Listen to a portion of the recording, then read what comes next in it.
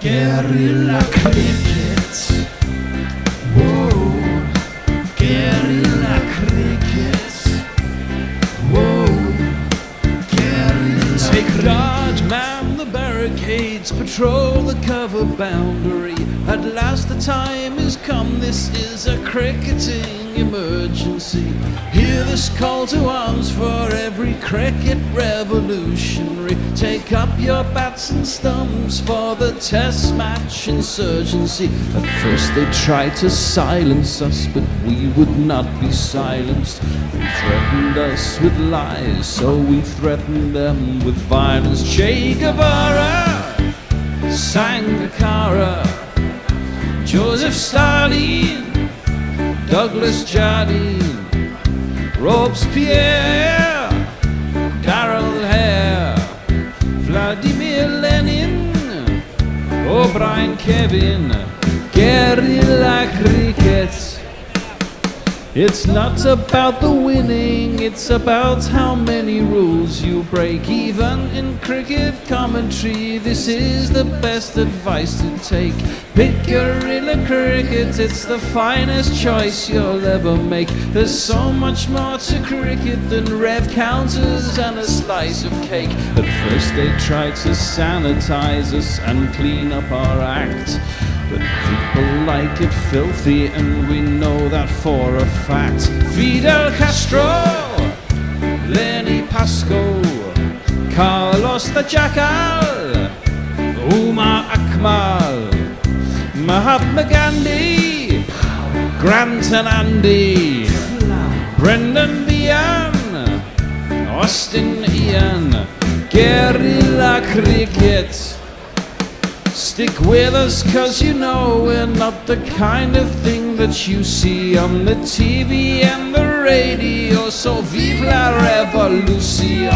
First they tried to buy us, but we would not be bought. Okay, we were, but then we ran away, and we will not be caught. We would not give up the ghost when they left us all for dead. They decapitated us, but we just grew another head. Chairman Mao, Jamie Howe, Ho Chi Minh, Asif Din, Václav Havel, Graham Saville, No Surrender, Percy Fender, Che Guevara, Sangakkara, Joseph Stalin, Douglas Jardine, Robespierre, Darrell Hare, Vladimir Lenin, O'Brien Kevin, guerrilla cricket.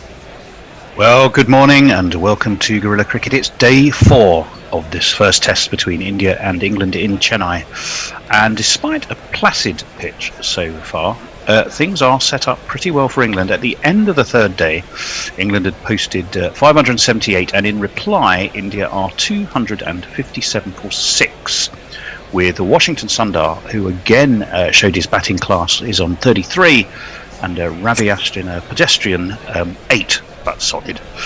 2 wickets for Jofra Archer, 4 for Dom Bess. Amongst the wickets, though, we were treated to a typically sturdy 73 from Cheshvar Pujara and a veritable barrage from Rishabh Pant, who absolutely gorged on poor old Jack Leach, at one point leaving him with figures of none for 77 off just 8 overs. I'm Tony Bishop 1 on Twitter, and I'm with Jason Hiscox, who will be abreast of all your social media messages. Hello, Jason. Welcome back. Thank you. It's been a long time. I'm very glad to be back, and I'm very looking forward to this crucial day. It has been too long. Crucial day, crucial first hour, and of course, the man who I'm sure is still standing behind his prediction of a 3-1 India win, a man who's been highly complimentary of the groundsman and the pitch here at Chennai. It's an India Datta. Morning, India. Morning. Hello. So now then, gentlemen, lots to talk about before play starts. Let's start with you, maybe, Linda. Look, 6 wickets down. Washington Sundar's looking pretty well set. Follow-on target would be 378 should England get to that and beyond it. They should do, shouldn't they? I'm not sure even that the follow-on target's very relevant. I just don't see why Root would want to bat on a pitch that's deteriorating this fast, and on the fifth day, just in case, why would you want to bat on this pitch against three spinners? Three spinners, only one of whom's really looked like a great spinner, which is Ashwin, but three spinners nevertheless, who can do a lot of damage on a broken pitch. Yeah, well, you preempted my next question, which was surely that England wouldn't give up the chance to bowl last on this pitch, and I think you categorically said no, they certainly wouldn't. Jason, so Jack Leach, unlucky, poorly managed, having to bowl to the left-hander who just kept whacking him with the spin over mid-wicket or long on. What do we think? I think it's a bit of A, poor management, and B, the fact that Leach is a bit of a very samey bowler. He keeps bowling the same ball, and if it's in the right place, then it's going to go to the same place. If you've noticed, most of the sixes from Rishabh Pant in his breathtaking assaults went straight over long on to pretty much the same spot in the 20 rows back in the stand. And the left-arm orthodox bowler, of course, is going with the spin effectively, isn't it? And he was just in his wheelhouse every time. So you would kind of argue that not a great turner of the ball. Yeah. Well, he can't roll up that He's not a great turner of the ball. Oh, come on, Jason! You're talking to someone who thinks Jack Leach is the best thing since I don't know, Jim Laker. Well, I think you're confusing me with Annie Chave, to be honest. I mean, she's from Somerset. What do you expect? Indeed. Should Joe Root have pulled the plug earlier, given that he was, really putting it where Pant could hit it? Pant was hitting with the spin over long on. It seemed just predictable. Did Joe Root miss a trick not to pull him out the firing line sooner? No, I don't think he missed a trick. I think Leach missed a trick in not trying something different. I think he could have tried going around the wicket, angling the ball across Pant, perhaps allowing for whatever spin there is to turn in and give him a possible LBW decision on the straight. He could have bowled slightly wider, so he had to fetch it further. He could have done a lot more things. It just seemed he was very Monty-like, just wanted to run up and put it in the same spot every time, hoping that he'd get a different result. Yeah, whatever they said, the definition of madness or whatever, wasn't it Einstein? Keep doing the same thing and expecting something different. Right, oh well, goodness me, now look, I've alternated the questions I was going to ask you to, and it just so happens that this next question falls to an Indo. The pitch. Lots of runs, not too many terrors so far. What do we think about today? I know you're a fan of this pitch. Oh, I love this pitch. But then I've already sent the pitch to Joe Root's backyard, so as you saw on Twitter yesterday. Yeah. More seriously, I think the pitch is already showing signs of tear. Balls bouncing, balls keeping low. I think it's been happening since the end of the second day. To be fair, it wasn't playing as well as it was the first 1.75 days yesterday. That's not to excuse the Indian batting, of course, but I think Pujara and Pant dealt with it very well. But the spots on the pitch are very much there, which are broken. There's a lot in it for the spinners if they pitch it correctly. I mean, even Jack Leach can get some purchase out of there if he does things differently, as Jason was saying today. There's a lot of there are a lot of places on that pitch which he can target, especially because he's got the natural advantage of being able to pitch it on the left-hand fast bowler's bowling mark. Well, the players are out there at Chennai, close to that long Marina Beach, second longest beach or urban beach in the world, apparently. Although bizarrely, as hard as I've looked, I've never found out. I don't know if you've ever been there. I haven't. I would absolutely love to. I've never found which the longest beach was there. They keep talking about it being the second one, and when you actually try and find out, okay, so what's the longest? It's also very wide, though. I could never find out.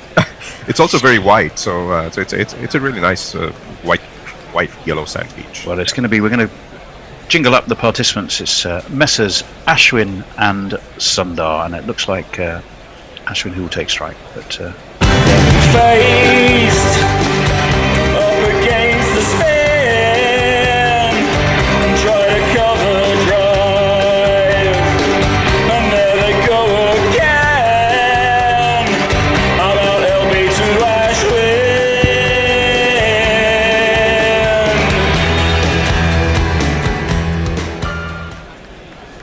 and he is with.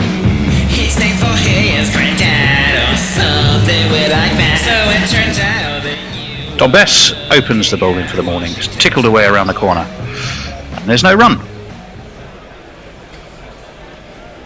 Do we have Mr. Bess there?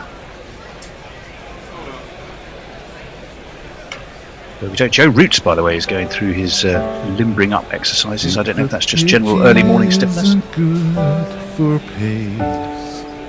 Get this lad on his bowling. And Ashwin is very solidly forward to push it back to Dom Bess. He's bowling from the Pattabaraman gate end is Dom Bess.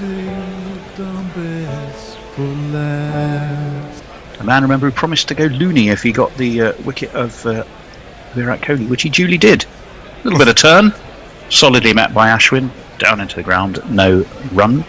An article which you can, of course, read on our news section about the Looney Tunes of Dom Bess. It was a very nice place, by the way. Thank you. I can always accept compliments when I've got up at 3:15 in the morning. Bess in again, wheels in, forward comes Ashwin, killing any spin at all. Nothing too menacing thus far, Nindo. No, not at all. I was just going to say, when I saw Joe Root warming up, that yesterday he was finding the tread marks, but they happened to be about 1.5 feet outside the stumps, so none of them There's were a touched. slip and a forward short leg, and this one is tickled past square leg. It'll be the first runs of the morning for Ashwin, and he jogs off from the Anna Forsyth end to the Pattabiraman end. And it will bring on to strike his partner, the estimable Washington Sundar. What did Sundar make? 68 did he make? 62, I think. 62 in Brisbane. But you can most definitely say he knows which way up to hold a bat, and has a pretty decent first-class average as well. Well, he very helpfully commented as soon as he came back to India that he wouldn't mind opening the innings. Well, there you are then. Round the wicket comes Bess, and it's short, and it's cut onto the back foot. Went Sundar, and to prove the point that Anindo was just making, he's absolutely smacked this away through extra cover for 4 runs. It's me, Sanshi. It's me, Sanshi. To the manner born, didn't really get up much. Weight perfect, transferred from front foot to back foot, and away through extra cover it went. End of the over. India are 316 behind, 262 for 6. Jason, the floor's yours. Who's with us?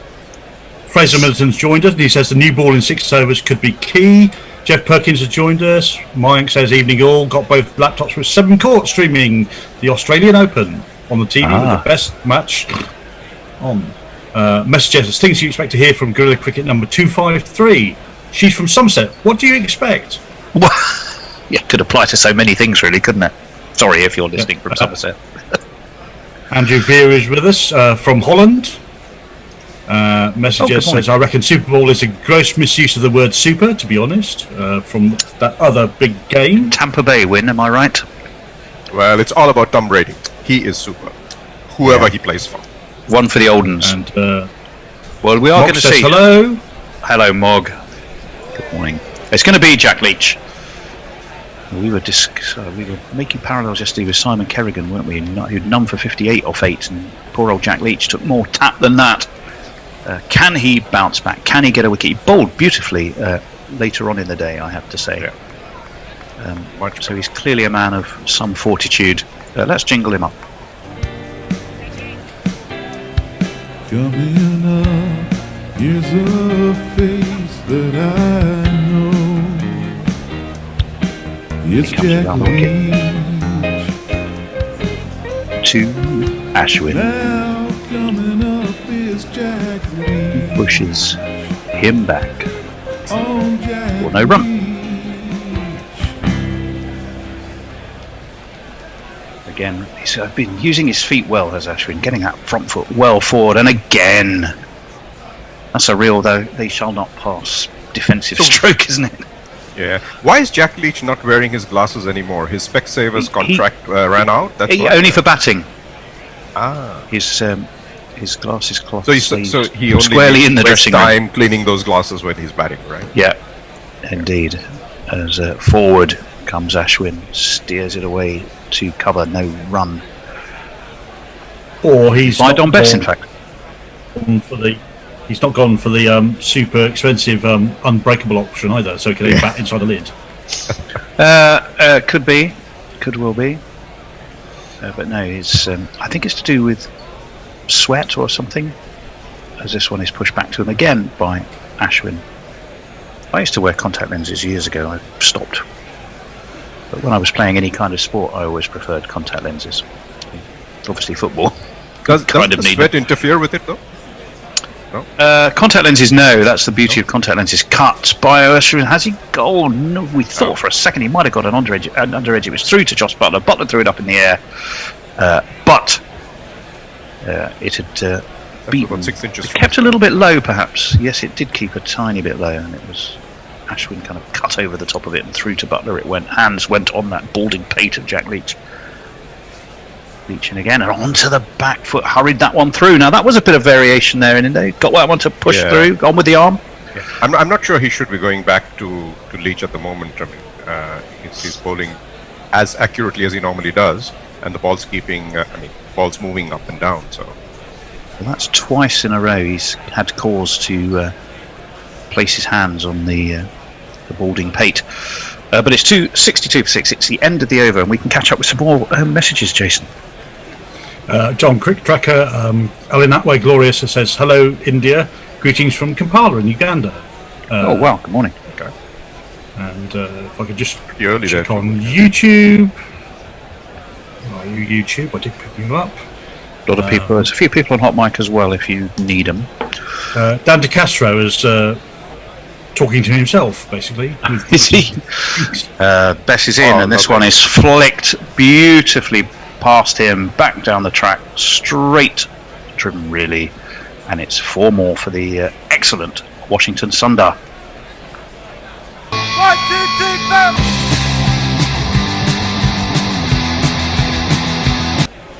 And I looked up to see an empty chair, but I just caught the bear's backside disappearing off screen, and disappearing stage right. So I think you've just managed to play the jingle in time there. 266 exit with a bear. Wasn't that that was a too Shakespearean early for his instruction, exit, wasn't it? Yeah. Round the wicket again comes Bess, and Sundar, having taken a leaf out of Ravi Ashwin's book, gets that front foot forward and just pushes it back. I was saying it's a there bit is early one- for Bears eggs, but then it's never too early for fried eggs, I guess. No, there are 2. Does he have 2 slips for Don Bess to Yep. Sundar? Ring of 5 on that offside. Don Bess, who, well, we were debating earlier, weren't we? Is he lucky? Is he skillful? Is it a combination of both? Oh, I think he's skillful. I'm Yeah, you're a absolutely fan, aren't you? convinced. Yeah, I'm a fan. I had to go back and re-listen to our interview when hang on, I'll tell you in a moment. As Bess comes around the wicket and forward comes Sundar. Yes, I saw you make that comment about how you'd always said, check out the interview you and I did, you said. And I thought, did you really say that? I thought you were rubbishing him, so I had to go back and listen No. to it just to make, but you actually genuinely did sort of fight his cause Yeah. around the corner. Around the wicket. Bess, it's pushed away into the offside. Another single. 267 for 6. New Yes. ball will now be due in 4 or 5 overs, won't it? What have we had? 76, 4 Less than overs, that. 4.5 overs. 3.5 overs, I think. Yeah. So that will be interesting. Had England seen some return I suspect they may have thought about delaying that new ball, but they're not seeing that right now. That might make you think that Archer and Jimmy Anderson will be into the game within a couple of overs' time. In comes Bess. Onto the back foot goes Ashwin. It's a way to point. There's no run. 267 for 6. I'm a fan of Best as well. I think he's got that a bit of swagger that Swan had. He's not quite learned how to best use it yet. Yeah, well, there's time. What do you think about his move? We'll maybe talk about that at the end of the overs. Down the track comes Ashwin, lofts him high over deep mid wicket. Up go the umpire's arms, and it's one of these.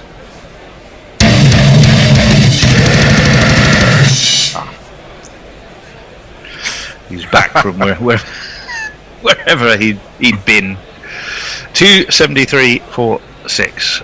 Terrific footwork by Ashwin, and it is literally a mirror image of the way Rishabh Pant tucked into Jack Leach yesterday, wasn't it?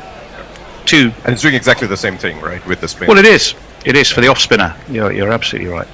Two skips down the track through the arc. Yeah, I think Rishabh Pant was very, very sensible the way he was batting. As I saw someone post on Twitter today that I don't know why the opposition teams get hassled about Rishabh Pant. They've just got to wait until he scores 85. Oh, well, yeah, that is very true, but boy, he's entertaining. Some questions about his wicket keeping. I saw a lot of discussion. Yeah, but you got to take the rough with the smooth in a way. What Indians forget is that Dhoni was a lousy wicketkeeper for a very long time. He was almost not in the team because he was so bad. Don't you get shot for saying things like that in India? Or doesn't that count once he doesn't play anymore? Exactly. I think I'm okay now. He's not in India. He's made sure this is true as well. He is, of course. This is true as well. Thank you. Jack Leach, in he comes over the wicket, and Sundar with that big high elbow and a front foot forward is solid in defence. 273 for 6. Missed the opportunity for social media messages there, Jason. Sorry, but with the spinners on, you'll have the chance at the end of this over. Window's rather small. It is. Well, it is. We got involved. Discussing other things.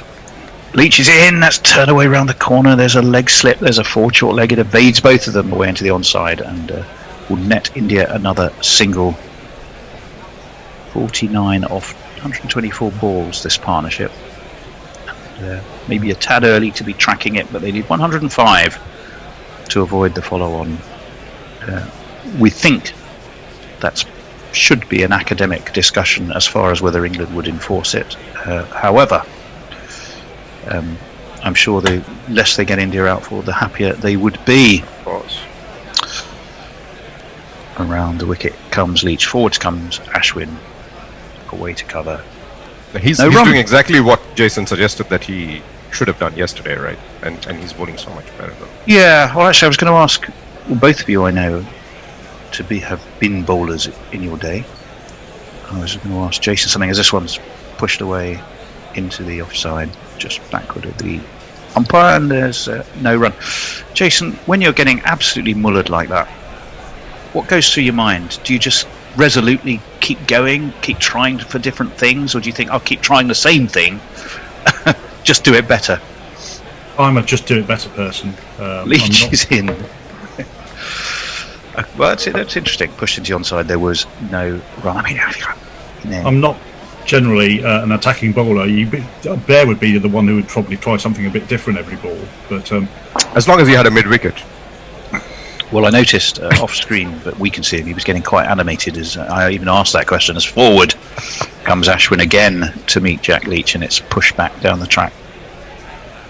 And there is no run, so just the one run off that Leach over. He'll be more. That'll represent a major success given some of yesterday's activities. He plops on the floppy hat, and we will go straight to Jason.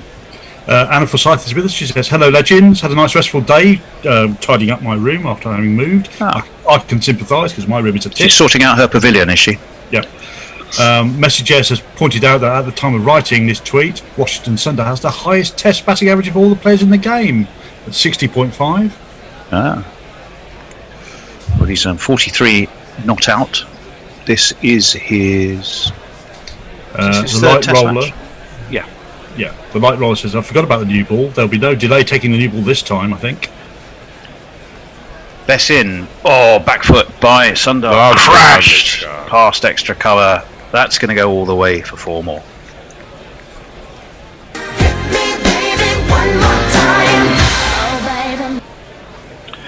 Just that pave, just that tiny bit too short.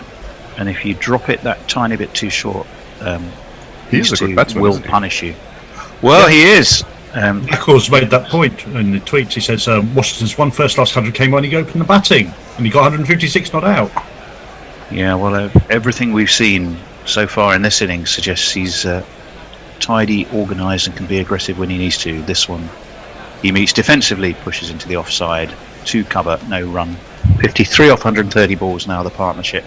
278 for 6. England, a new ball is due in 10 balls if England choose to take it around the wicket.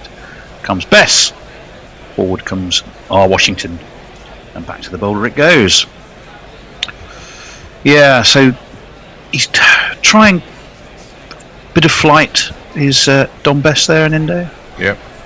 That's what I like about him. He can flight the ball when he wants to. Pushes this one through a bit more, a little bit of turn, and but tidily met away into the offside. No run. What's He's got his this biggest classical asset? action, right? I really like his the high release and his sideways. He's got the high release. He's the classical off spinner, right? And which is why he's able to also get the loop there. He's in again past I see that. umpire Yeah. Menon, and he skips across to his left. Does Dom Bess? Fairly youthful, got plenty of spring in his legs early in the morning, and he's happy enough to field that off his own bowling, which he does very nicely indeed. And again, a little bit more airy this time. Met on the full by Sundar, pushed down to mid-on, and there will be a single. See, Tony, 58 for 6. that's the reason why. That's how he got Rahani's wicket yesterday, was it? With that flight and the ball dipped, and Rahane had no idea where it was going to be when he played it. It still took an excellent catch by Fantastic Rude catch. and it covers. That was some catch. Sorry, Jason, all yours, I think. No, I've got nothing to add on social media. I was just suggesting that maybe Bish should talk about the GPL, because you haven't mentioned it yet. Well, you mean this thing that if you happen to be watching on Facebook or YouTube? Yes, the GPL. Guess the amount of runs scored in the day, and you can win whatever's in the pot. Bear, what is in the pot? Are you able to tell us? It's 25 quid today because 25 Mark quid. Selleck won 116 quid on the first day. It's £1 a bet. That just gets better. You go to our website, and then you will find GPL. All instructions are followed from there. You can win a chunk of change. We had a big winner the other day. That pot just keeps getting bigger. The more you put in, the more you win. Collectively, that is not just as one person. As this one is beautifully stroked away through extra cover by Sundar for 4 more. There's not one boy for me, I must have 2 or 3, I need 4. Leach has reverted back to his mean. Yes, having bowled a tidy over for just the one last time. Although, I mean, the number of times that ball is, well, I suppose it's the classic gap between cover and extra cover, isn't it? And it just gives him time to find it. What's he got this time? He's looking to work those footmarks. There's a big shout as it came back in at Sundar. I don't think umpire Chowdhury is interested at all. Most optimistic man on the cricket field I've seen for a while. That's not going to hit a 5th stump, let alone a 4th. Well, when you're 0 for 99, I suspect you'd quite like a wicket before the 3 figures roll up. You become quite interested. He has a slip in place for the left-hander, and Sundar's not really bothered by that 1 iota, because he flicks it to mid-on and takes another single. 284 for 6. 50 up, of course, for Washington. He's acknowledging the dressing room and the crowd were there one. There isn't, of course. But there will be for the next test match. Well, there will be. There will indeed. Around the wicket comes Leach to Ashwin. The tickets went on That's sale. away into the offside, no run. 95 to avoid that, we feel, potentially academic follow on target. We're looking at that appeal from Leach. It was hugely wide of the off stump, and it was missing just about everything. Forward comes Ashwin, away to backward point. No run. 53 for Ashwin. 15. Sorry, I beg your pardon. 53 for Washington Sundar. 15 for Ashwin, who's been very much the patient, stable rock that has enabled Sundar to be more aggressive. Ooh, bit of excitement as that one pops up a little bit on Ashwin, but he lays enough bat on it. Josh Butler, who was halfway through well, that was a strangled appeal. It hardly got even to being an appeal to strangle. And he quickly dropped his arms and realised there was nothing really to shout about. 284 for 6. 80 overs now have been completed. We'll have some social media messages while we will then let you know whether that new ball has come or not. Andrew Fear says the Super Bowl plus a curfew, plus us presumably, has provided him with a rare opportunity to be drinking for 6 hours plus before coverage starts. So he's obviously going to be well happy. Good. Mayank says it's clear that Washington is not a number 7. He's been an absolutely fantastic batsman over the last couple of tests.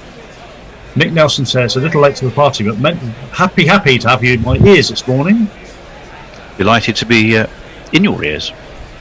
John Best says lots of Nathan Lyon about the best action, right down to the little arm flick. I'll let And India comment on that. Well, the second new ball is due, but I don't think they have taken it as yet. They have taken it, Bear? They did take it. The Bear is nodding that they did take it. So Jimmy Anderson, of course, then is the man charged with deploying it. As you can see, we've had our eye on you for some time now, Mr. Anderson. Mr. Anderson. Mr. Anderson. Mr. Anderson. Mr. Anderson. Mr. Anderson. Well, Mr. Anderson it is. He's bowled 11 overs, 3 majors, none for 34 so far. Reasonably economical, just a touch over 3.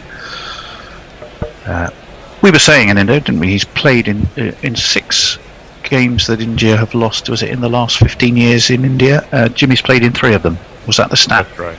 I bamboozled you with. Yeah, that's true. In comes Jimmy anyway. At your word. Yes. He's coming around the wicket to the left-hander. It's a horrible loosener. Goodness me. And it grubs away along the ground to Josh Butler. Jimmy sweeps his hair back. Very much matinee idol looks for him these days, but that was an absolute horrible ball. I think even Adhikar would be unhappy with that. It was most un-Jimmy-like. And if that's what this pitch is going to offer the new ball for seam, we may not be seeing it for that long. Jimmy in again, he has the slip in place. That's a better ball. Maybe just still struggles to get to the wicketkeeper though. It does, taken ankle height by Josh Butler. And Jimmy, who of course does a very good grumpy face while still looking matinee idolish, looks distinctly grumpy there, and I don't think he's particularly savouring what this wicket is offering him. He's not a fan of this pitch, is he? Well, it's hard to be. It'll be interesting to see what Jofra Archer can extract. We may well see that next over. That one a little bit of movement away from Sundar, who is happy enough to watch it through. He has eyes a little bit like Quentin de Kock when you see them from under his helmet. There's Washington Sundar. Those big, wide, saucer-like eyes of, we're so used to seeing Quentin de Kock. And Sundar has the same look from under the helmet. We're watching a range of strokes that he's deployed to take him to his 50, and it's been a spectacular mix. Again, wide and outside of off stump. Little bit of away movement. Nothing to be too concerned for Sundar, and through to Butler it goes. To 84 for 6. De Kock always has that little Bambi caught in the headlights look about him occasionally when he's batting. He does. He's in that league table with Josh Butler. Who's the Sussex stroke Australian wicketkeeper? Carey. Josh Butler does have that look. Wide-eyed cricketers. That one moves in to Sundar.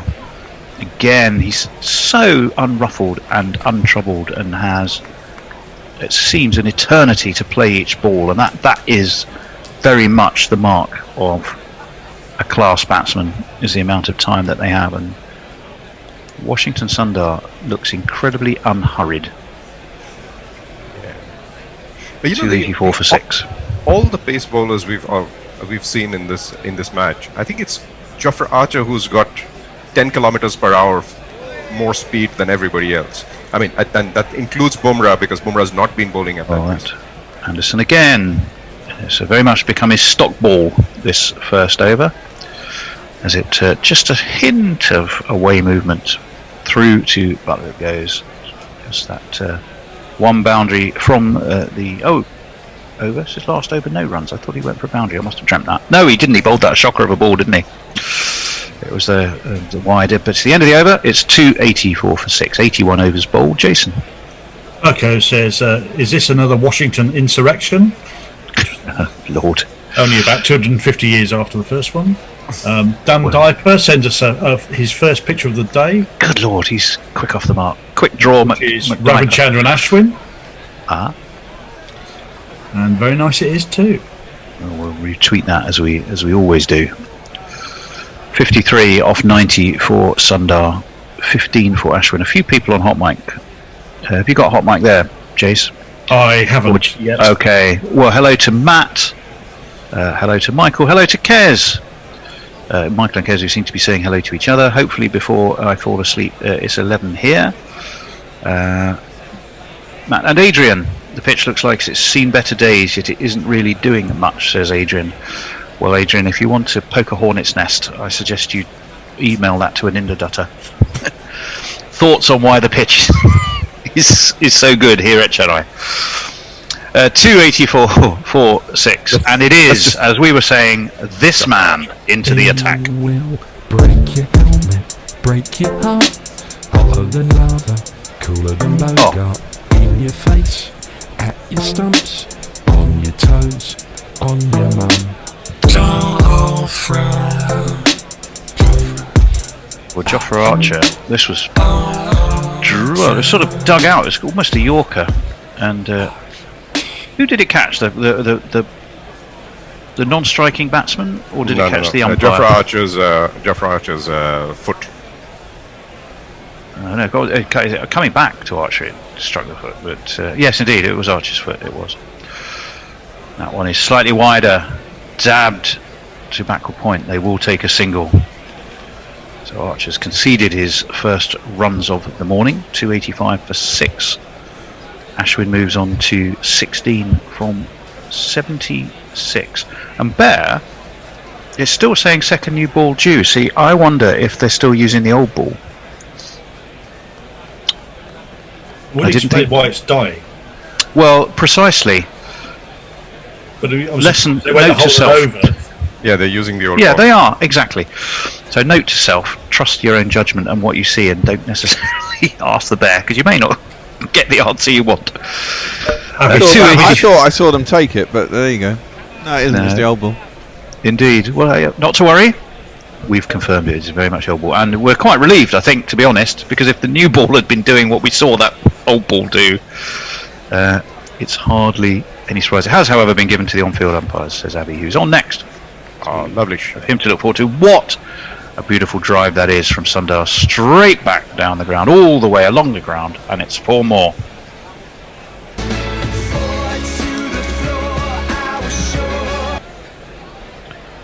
So will it be at the end of this over? I think. Oh, the Bears disappeared, but I think we're probably due a change in the commentary box at the end of this over. Avi, I think, will be coming on to ball by ball. It's a treat for you all. Yeah, on the bounce, past Archer, down the ground it went, and once again, just an object lesson in compactness, tidiness, and we do, I think, now that was enough for Jofra Archer to say, enough of this. I am not bowling with this piece of old rag anymore. He has a new ball in his hands. Let's see what he can do with it. He's bowling to a very, very well set Washington Sundar. Still the one slip, And goodness me, that one makes Sundar jump. It immediately has more life. Leapt up off a length, and Sundar, one hand off the bat, plays it down into the ground. But there will be a little bit of encouragement for England's seamers in Indo. Absolutely. I mean, I think he's going to Caught him on the glove. Hit him on the glove. I think that's they're going to get some, well, at least attempted towards their chin. Archer in again around the wicket. And away down leg side, taken by Butler. Bear, they have taken the new ball. I don't know if you have a jingle there ready. I already played it. Oh, did you? Good to know. Did you play it when it wasn't a new ball? Yes. Absolutely. So do you think it might be worth playing it now there is a new ball, or do you just want to cover up for your error? No, I'm not going to cover up my pretend it never happened. Sort of. 289, but it's my fault. It's like if someone says to you, here's a cliff, jump off it. It's no good looking back up from the ground going, you shouldn't have told me to jump off the cliff. I should have trusted my own judgment. Archer round the wicket. Forward and push to the onside. There is no run. Interesting speed. 946. It's the end of that over. Sundar 57.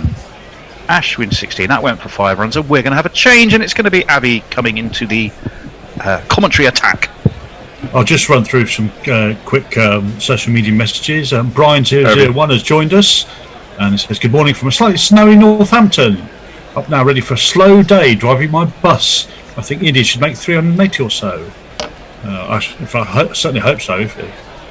And Luke Davis on YouTube says, morning from Saigon, Vietnam. Loving your work. Thank you very much. And with that, I'm off. Very much, thank you. Thank you, Jason. Abby. Wow. Good morning, all. Good morning, Abby. We can. Good. Wow. Good morning, well, good afternoon, good day, good evening to some people around the world who are tuning into this. Well, you England fans must be very happy. When I left on day 1, 67 for 2, I thought, this is the same old. It paid well. 2 wickets gone, but wow. Turn your camera off, Jason. We piled on the runs, and now India, well, they're in lots of trouble, and it's day 4, moving day in India. Anderson continues straightable with the new ball that is defended by Ashwin. Now, Ashwin hasn't been out for about 200, I think since his last dismissal, about 280 odd balls, must be. Because I think he faced 190 in that Sydney Day 5 epic, and he's now 76, 77 balls he's faced in this little stint. So, Ashwin, who's been pretty bad with the bat over the last couple of years, has found form at the right time. Right time for India as well. And this one's driven off the back foot, square of the wicket. He won't beat backward point though, and there's no run there.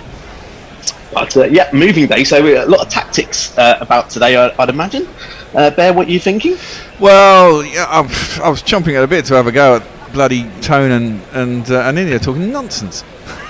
As far as I'm concerned, I mean, particularly yesterday, Jack Leach. I mean, you have a bad day at the office every once in a while. Pant was the man on charge. I don't think Leach should have anything really to worry about. He could have I mean, in the end, he mishit.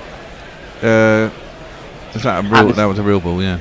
Yep, Anderson's next ball is left alone, wide of off stump. Definitely a new ball. It's doing a lot more than the old piece of rag, as it was called. Was it through relatively? It was that first ball from Jimmy that just sort of grubbed along the ground outside of off stump, and I thought that can't be the new ball.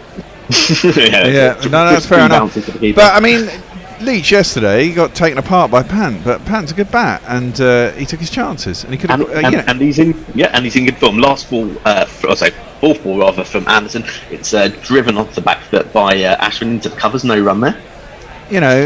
He just cleared the field a couple of times. And eventually he miscued one out in the offside. I mean, it could have been Leach, it could have been Best that got him doing exactly that. But I mean, it was a question of how long before he did that, and when he did that, essentially, because that was the way he was playing. And on a pitch that's turning, eventually your luck runs out, I reckon. I felt it was actually quite a good bit of captaincy by Root as Anderson continues, and it's driven through the covers beautifully, high elbow by Ashwin. Goes for one of these.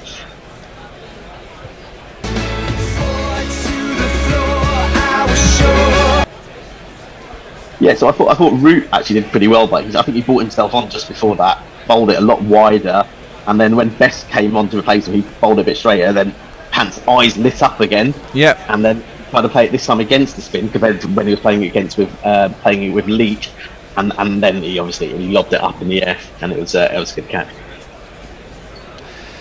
Yeah, I mean, and the game is here really with a new ball, I think, too. Absolutely, as the next ball from Anderson, which completes the 83rd over, is dabbed out into the covers, and there'll be no run. India 293-6 after 83. Mayank says, I'm confused. Did they take the new ball in the middle of the over? Can you do that? Yes, they did, and yes, you can. And it's a pain for commentators because you then have to remember that it's a point something on the age of the ball all the time. I can't remember if Jason said it, but on Cricket Tracker India, lots of people joining us, which is lovely. Alentwe Glorious, hello India, hello Indian greeting from Uganda, Kampala. So hello to you, and if I look there, we can say hello to Manoj Kumar, to Avinash Singh, Amrit Joy Bora, Nika Mishra, Vinjay Singh, Purandiopa, Ajit Vishakami, Garutakur, Om Kumar, Sume Bagel, Sunil Bindola, and so many more of you. So welcome to all of you. What a list of names, and welcome indeed. Archer continues his spell, and it's a straight ball, and it's defended solidly by Washington Sundar. No run there. Probably the first time a lot of you guys would have seen Sundar, and he is a proper bat. I'd actually almost say he's a better bat than he's a bowler at the moment. He's definitely a young lad, and him and Ashwin do have a very sort of special relationship. I think they're both from Tamil Nadu, and they are. I can imagine Ashwin taking him under his wing in the team. Straight a ball from Archer, drifts onto his legs, and Sundar plays a lovely little flick through mid-wicket, and they'll actually only get the single, I think. No, he came back 4-2. No, there was a single. No, it was a single. The blue triangle, which has changed from day one, thankfully, which has replaced the yellow triangle in the BCCI graphics, which shows the batsman on strike. And there was a Twitter outcry after day one where there was, I don't know how, there was hundreds, thousands, or millions of people telling the BCCI they couldn't see who was on strike because it was a horrible yellow triangle. Well, they've changed the colour now, thankfully, for the viewers, and we now know who's on strike. And it is Ravi Ashwin. And Ravi Ashwin, who is very, very solid against spin, I find, but maybe the new ball, this is probably the chink, the crack, the opening that England want to exploit. Archer versus Ashwin, and it's a full ball, and Ashwin will drive it out only into covers. There'll be no run there. But this is definitely where the game is going to be set up sort of in the next sort of half an hour, I'd imagine. Well, England need to take... they need to break this partnership and get into the tail, really, don't they? I'd like to see Archer bowl over the wicket to Sundar rather than round the wicket. I can understand why Jimmy's doing that, but it might make him a little bit more uncomfortable if he's coming over the wicket. True. As a fuller ball from Archer is driven beautifully by Ashwin right through the covers, kind of on the up, really. I think it's gone for one of these, though.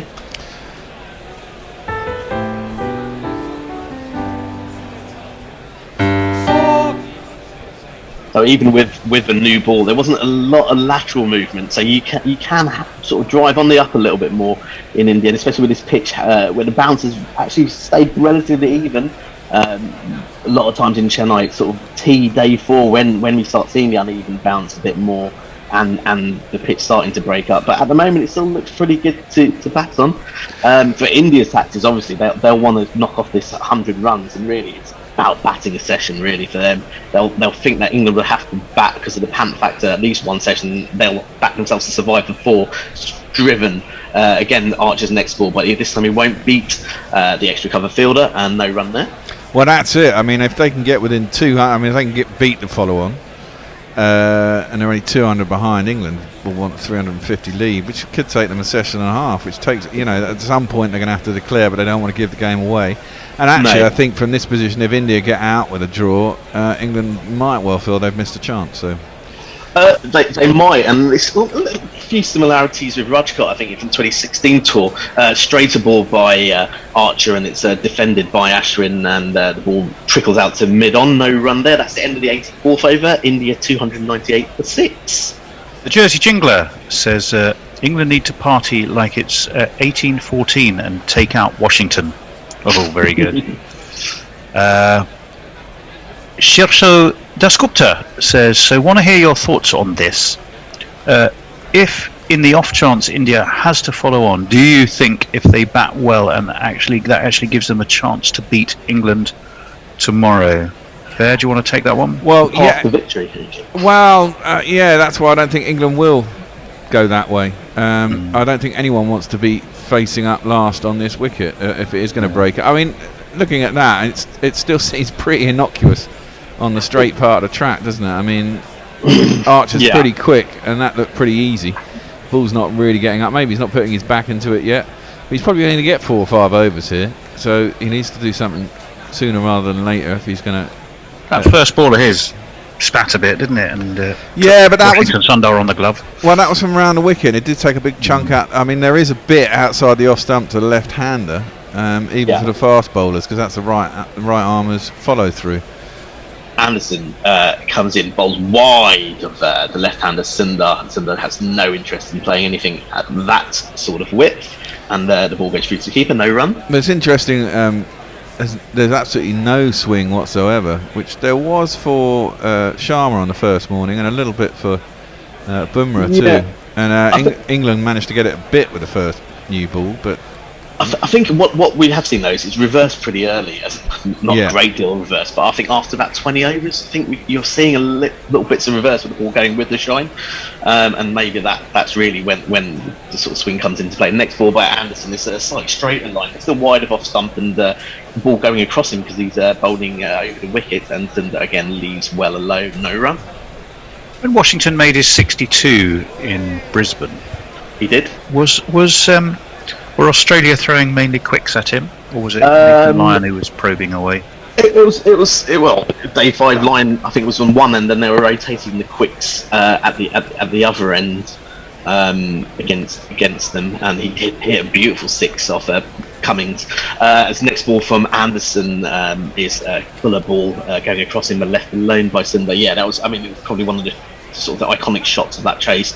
And sort of when you knew India were going to going for it, it was a couple of quiet overs, and then all of a sudden Sundar pulls Cummings for 6, 2 feet off the ground, and the ball sort of goes behind backward square leg, sails over, and suddenly, wow, India going for this. It was a very, very sort of exciting moment. But yeah, no, he's shown that he can bat very well. And the next ball from Anderson, again going across. Washington is left alone. He's left all 4 balls alone. Anderson hasn't made him play yet, I don't think. And really, with the new ball, I think you have to try and get these batsmen sort of playing at the ball slightly straighter line. I think is required. So yeah, that was in the in the chase, and I think in the first innings is really where him and Shardul Thakur sort of got India out of jail. Really, they were sort of in a sort of similar position, quite well behind the game, and it was a sort of 180 run partnership, I think, that sort of pulled them out of fire and got them into position to win. The next ball is straighter from Anderson. This one actually must have hit something, because it kind of takes off a little bit, and it's taken by Butler sort of around shoulder height, but didn't make Sundar Washington play at all. Yeah, well, in England these balls would be curving in from outside the off stump and then spitting away off the pitch, wouldn't they? But they're not going to get that on bloody Chennai. Was that the end of the over? Am I right? Could be. Yeah, no, I don't think there might be one left. Yeah, there is. Yes, as this is a straight ball, and this one does curve a little bit away from it, and it's driven by Washington. Sundar can't beat mid-on, though. That is the end of the 85th over. It's a maiden over, and it's 298 for 6 India up. Andrew Veer says, did they give Jimmy and Archer the old ball as an extended warm-up, or did they expect them to get something out of it? I think it was an experiment to see what happened, which they very quickly realised was nothing, and then took the new ball. So you are partly right, Andrew, I think. But if it was an experiment, it didn't work. Anesh D'Souza says, is that Ashwin or Washington Sundar? It looks like a left-handed batsman to me. I may be mistaken. Yeah, it's lefty. Washington Sundar. Washington definitely is. I'll have a look on hot mic whilst we have the opportunity to do it. It's been a good start for India this session. 11 overs gone, 41 runs, 3.73 is the rate, so it's a decent rate. And really, India were looking definitely to get the 100-odd runs to avoid the follow-on, and Archer continues his spell, and it's a straight ball to Ashwin. He clips it off his legs quite beautifully, quite typical for an Indian batsman, really, and they come back for 2. Ashwin moves to 26, Sundar 58, and that brings up India's 300. I like this from Kez on hot mic. He says, well, the first 30 minutes sucked. Yeah. Yeah, no, I was just about to read that. I had that here. And yes, Matson was in California as well. He hasn't missed a ball, apparently. Self-induced, he said. As Archer gets to the crease. Oh, it's a good ball! And it's got Ashwin in all sorts of trouble, and it hits a thick leading edge as he's trying to work it to leg, and the ball squirts through first slip and gully and goes for one of these.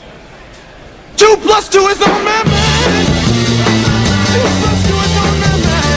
It's never easy to get wickets in India, is it?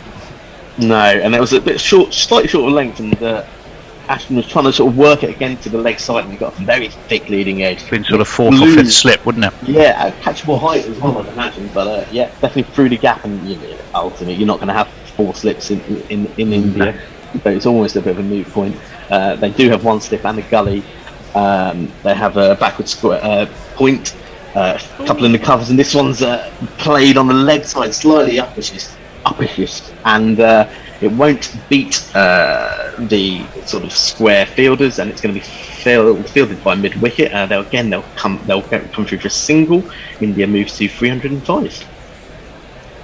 Bit of uncertainty there from Ashwin. As I said, he's much more comfortable facing the spinners than he is someone of Archer's pace. Although obviously having placed 80 odd balls will help, and the pitch being a little bit placid, but you can see Sundar is more comfortable against sort of high quality pace than Ashwin is. Who is that next to Jeetan Patel? He looks very familiar. I missed. I was looking at messages to read what was coming next. For Archer, ball in hand, he's coming round the wicket now, which is something that Bear wanted to see. I want to see him go over the wicket to Washington Sundar. Oh, really? Yeah. Okay. So he's coming round the wicket, and this one's just plonked on good length just outside of stump. Not much feet movement from Washington Sundar, but he'll defend. No run there. Was it Graham Thorpe or Jonathan Trott there? No, it's neither of those. Neither of those two? Okay. No, he looks like an Australian. He reminds me of an Australian. And so you want to see him come over the wicket? Well, yeah, I think go at his sort of exactly. Getting out of the rib cage. You can get it up there. Make him uncomfortable. He's getting it up there. Well, it is. As Archer continues, a bit wider with the crease, aiming at off stump, and it's defended again on the crease by Washington Sundar. No run there. He's slowly cranking it up, isn't he? It's gone from 132 to 139 in that ball in this over. Yeah, I think it's a lot to ask to go above sort of 140 consistently. I think. But they are. I'd imagine it's only going to be a 4 or 5 over spell. So your message to Archer really would be just go for it, crank it up, and go for it. But we're not going to flog you to death. Which someone like Bumrah I felt bowled a lot of overs in the first innings, and he's not going to want to bowl in India much more after that. The next one is a bouncer from Archer, and it's easily sort of handled by Washington because the pace isn't that great, and he sort of sways inside of it. That is the end of the over, I think. India 305-6. Nakul has told us, hello Nakul, says the last time England toured India in 2016, Ravi Ashwin scored 450s and averaged 43.71. In his 34 test innings since, Ashwin has only passed 50 once and averages 18.5. which drops to 13.43 at home. Well, he's doing very tidily now. Then, he's had a lean time of it, and really it was that Sydney test where it was kind of one of the first times we've seen Ashwin back to the old Ashwin, and it was a sort of defensive rearguard effort. Although he, funnily enough, probably looked actually quite in touch and was quite interested in scoring runs at the beginning of it, until sort of Vihari said, like, I can't run. And then he's back. I think then Ashwin's back when they sort of decided that Ashwin will face Lyon and Vihari will face sort of Cummins, Stark, and Hazelwood at the other end. And here's your bowling change. Well, there you go. I mean, it does seem that the wicket is so shit that they've immediately gone to this man. Coming up, here's a face that I know. It's Jack Leach. Now coming up is Jack Leach. Oh, Jack Leach. Well, it's interesting, isn't it? Because Jack Leach had gone for 85 off 8 point something overs when I watched yesterday. He's only gone for 100 off 20 now. Yeah. I think, well, that is obviously the Rishabh Pant factor. Exactly. Leach begins his new spell to Ashwin. He draws him onto the front foot, and he'll defend, and there'll be no run there. I think Anderson's spell lasted 3 overs, so not even 5. But there was really nothing. There wasn't really anything happening for the Pacers with that new ball. So Leach, it will be the left arm spinner coming round. Oh, yes. Yeah, it's caught. And that is Leach has a wicket. England wanted. He put it outside of stump. Ashwin tried to defend. There must have been a little bit of turn. It hit the bat, maybe a little bit glove involved. Ball went up in the air, and Butler was after it and caught it almost in front of the stumps. And that is a huge wicket. And India are 305 for 7. Yep. It was the sort of shoulder of the bat, I think. I think it was the thumb, wasn't it? Was it his glove or the shoulder of the bat? It was one or the other. It looped up, definitely, and Leach is very happy, and he's got his wicket after conceding 100 runs. He'll be dancing in the bedrooms of Taunton. Yeah. No doubt about that. And Ashwin's 91 ball stint comes to an end. He scored 31. And there's a new batsman. I don't think we have a jingle for him unless something's happened over last week. No, we found one for him. Oh, you did? Well, I did. Has he got rid of it, or has he put him in? I know he's put him in. You see, Knuckle does things. All right, Knuckle, I know you're listening. But I have things set up, and I know where stuff is, and then you go and change it. He's even better than fried chicken, Shabazz Nadeem. A better spinner you've never seen. Shabazz Nadeem. He's Shabazz Nadeem. Nice. He's got a ton in Ranjit Trophy, hasn't he? He does. I don't think he averages particularly highly. Got lucky one day, yeah. It seems everyone's got any batsman worth their salt's got a triple ton in a Ranji Trophy. Let's face it. I was going to say, probably doesn't count for a lot, but we'll see. I mean, in India's tell, I think we've had almost an hour's play, so they'll want Sundar to somehow marshal them for the next hour, and then as much as that wicket was key for England, going to want to run through him in the next sort of half an hour, 15-20 minutes. But I think for India, it's now Sundar to sort of marshal this tell. Let's see what Nadeem can do as Leach ambles to the wicket, and it's a slightly leg side-ish line, and Nadeem defends easily enough. And there's no run there, so yeah. So we've seen a wicket again, and I don't know. I still can't tell if that was shoulder of the bat or glove, but it was a very big front foot forward from Ashwin. Not a lot of control. This one's a fuller ball from Leach round the wicket, and Nadeem defends while stationary on the crease. And it was glove. It was thumb. It was thumb. It just hit his thumb and jumped up. England won't I mean, you've got to think how many runs have been scored on the fastest day was probably England on day 2, wasn't it, scoring? And they still only got about 280. Yep, shorter ball from Leach this time, and it's defended on the back foot by Nadeem, out into covers, no run. And it was One similar. not out on. Sorry, Bear, go on. It was similar yesterday, I was going to say. So England will want a lead of 400, I'd have thought, just to be silly, by tea if they get these wickets, and then I'll have 4 sessions to try and roll India out, I suppose. Yep, you'd think so. As this next ball is getting a little bit fuller from Leach. He's trying to get Nadeem to play, who doesn't have any interest in playing any sort of aggressive shot, defends on the front foot, no run at the end of a very important 87th over. India 305 for 7, I think about 70 odd behind the follow-on, I'd imagine. I don't know the exact. 378, 478 didn't it? 578 didn't England get? 578, yeah. So they'll need 378. So what? 73 behind the follow-on. Simon Gear is with us, anchorman and weatherman. Anchorman for Guerrilla Cricket South Africa, of course. He's been talking about the Rawalpindi pitch, saying that Haseman has been on tour too long, just spent the Rawalpindi pitch report talking about blue balls. But he does point out so much cricket today. Listen to England grind India on Guerrilla Cricket, and every ball, of course, for South Africa as well on Guerrilla Cricket South Africa. Archer is continuing with the new ball. Anderson's taken off pretty quickly and well, but Archer continues. His first ball is outside of off stump, and Washington Sundar leaves that one alone, and no run there. Pace from one end and spin from the I other. like that. I don't think there's anything wrong with trying to mix things up a bit. Yeah, especially with one sort of with the tail sort of exposed now.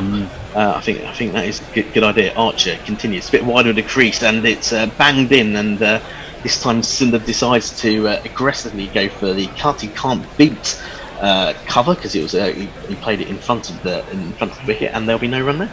Yeah, see, I'd like to see that from over the wicket into his ribs. I think he's missing a trick here, Archer. I think that was a quiet effort ball. Did it even really get up to? Well, no, it didn't. But it's still going to be reasonably quick, and it's still going to cramp him for room. You know, if you come around the wicket and you're allowing him space to free his arms. True. This one again, sort of banged in a little bit short. This one doesn't get up at all, and funnily enough, Sundar almost defends pretty much on the crease, almost actually leaning forward more than anything. No run there. You need the straight part of the pitch to deteriorate, so you get a bit of up and down variation in the bounce as well. Exactly that, and I'm loath to really go at the groundsman yet, because Indian pitches generally 3.5 days, good batting, 1.5 days, tough to bat, as the next ball is driven actually very nicely by Sundar, again a little bit short from Archer. He won't beat Jack Leach though, who's at cover point, and there's no run there. That's it. You know, I don't think it's as bad a pitch as everyone says. I mean, it's as you say, it's a typical Indian pitch. There's never much pace in them. No, they do break up. They take spin, and it's, you know, you win the toss, you bat, hope to get a massive score, which is exactly what England did, and then you hope to be in control of the match since then. There's no guarantees you're going to win even after that, because the pitches are generally bowled snot. You know. Ooh. Oh, and the next ball by Archer beats Washington Sundar outside of off stump. That was actually a perfect ball and just beats the outside edge. No run there. Absolutely, I think that's, you know, even if you get all the runs, there's normally scoreboard pressure that's going to help you, as it probably has to a certain extent. Well, it definitely has to England, you know, and they got the early wickets yesterday. You know, they had them 79 for 4, and now look, there's 300 for 7. So, you know, exactly you've got to get the wickets with the new ball, and you've got to get the top order out, and then you've got a chance. And there's no guarantee you're going to do it twice in a row. There's no guarantee. You know, Cody could quite easily come out and get a ton in the second innings. Absolutely, and it's attritional cricket sometimes. It's a hard slog, these tours, and it's about not getting too dejected, even if you do everything right and not come away with a win, and continue on to the next match. Archer, fuller ball this time, and it's worked off his legs for a quick single from Washington Sundar. The ball was fielded by Joe Root, who was at mid-on, and I don't know if he went for Nadeem's end or not. He went for Nadeem's end and he hit Nadeem. I think he should appeal for obstruction. But they do get through for that single. India moves to 306 for 7 at the end of the 88th over. I think that was a no ball. I think it's been given as a no ball by umpire Chowdhury, isn't it? And it was. No? We don't Big get no. It's a massive one. no ball. Yes, he was at least over the line, so he'll get another go at this, and Sundar now will be wondering whether he was right to take that single, but he exposes Nadeem to the new ball. You're right. He hit Nadeem in the back of the leg. And really was appealing. It looked like a pretty accurate throw to me. Well, Nadeem, that means we'll have to face a delivery from Jofra Archer, who is going over the wicket now to the right-hander. Mid-on has been brought in, so or sort of swapped out, and is he going into the slips, I'd imagine? Yeah. Probably want a second slip in there for the new batsman. Either extraordinarily short or a Yorker would be my bet here. Exactly, and so this will probably be the last ball of my spell. I think maybe we'll have drinks after this, I'm not even sure. We probably will have drinks after this, and who are we having back? And Jason will be back. Yes, Jason will be back as Archer aborts his run up for this final ball. Maybe a bit intentional there, just to give Nadeem, and I think Aninda is back as well. Give Nadeem a few more collie wobbles. But he resets, he starts his run up, gets to the crease, it's a fuller ball, it's a full tossing back, down leg side. Nadeem tried to flick it, missed it, goes through to the keeper. Now that is the end of the 88th over. That's the end of my spell. India are 307 for 7, and that is drinks. Yep, good time for changing of the guard. So I shall be back to see you later. And I'm being joined by Nindo and Jason. Hello, Bear. Hello, morning. How are you? Good. Not too bad.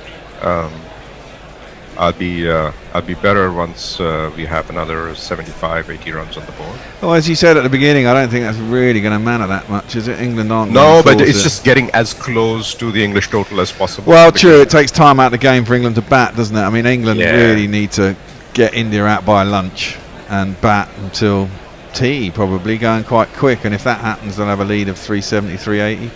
I think they'll want more than that though, for maybe 400. Well, I think they'll want 400, exactly that. They could send Butler and Stokes into open. I don't think they'll do that. I don't think that's wise. I mean, they've tried it before, but I don't think that's particularly wise on a first test. If it was towards the end of the series and it was all still quite close, then you might try that. But there's a long way to go in this series. And I agree. You know, I can't see them doing anything to take the chance that India will win the match. No. So, but then again, I also can't see them taking the wickets before the follow-on is passed either.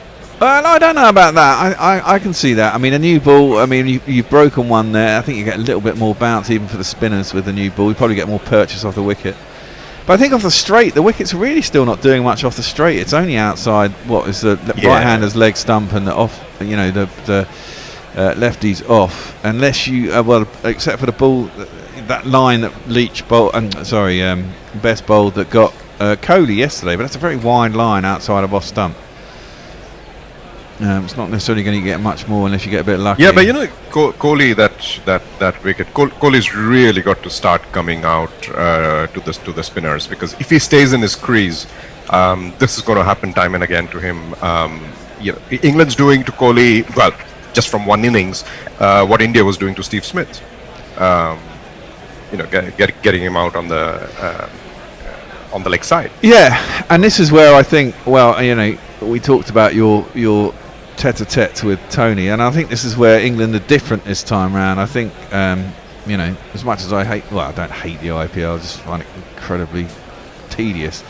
But the amount of English players who have played against, spin of all sorts of varieties in India. Okay, the pitches don't spin or whatever, but the necessity to score runs against spin in these T20 tournaments taught a lot of players how to not get themselves in trouble, not get stuck at the crease, and therefore they play their shots and they get runs. And there's a big difference between this England side and the one that was in 2016 that lost that series 4-0. And a lot of players have learnt how to score runs against spinners.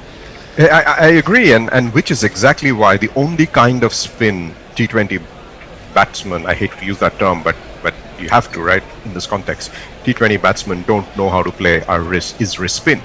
And leaving Kuldeep out again made no sense, precisely because of that. You had to have that variety in your inning. It's the variety, it's the natural variation, but it's also the bounce that wrist spinners generate. Yeah, and the extra often turn. The first 2 days on this pitch, that would have been invaluable, right? It possibly, but I mean, Root is in an absolute rich vein of form, isn't he? Oh, he was amazing. And you know, as we said before we came on air, he's the difference between two sides at the moment. It's me, isn't it? It is me, isn't it? Yeah. Clipped up to mid-on. As we come back after drip, Sundar is facing. He's on 59, and he just plays it up to mid-on. There's no run. What I was saying to Tony before, padded at by Sundar. He's done that quite a few times. England reviewed twice yesterday. They weren't actually too bad reviews. They were all both going over the stumps yesterday. They just weren't low enough. I mean, Leach has come back. He's only gone for, 20 odd runs in the last 12, 13 overs. I think Pant just took a liking to him. That one goes straight on. It's defended by Sundar out to the offside, and there's no run. I don't think he should be too worried about what happened to him yesterday. I think Pant is going to probably play like that the entire series, and some days he'll get away with it, and other days he'll skew it to somebody for not many. And England will be happy on that day. Tossed up, a bit too full, and jabbed by Sundar down to long on. He'll get himself a single. The score moves on to 308 for 7. And it still requires 70 runs to avoid the follower.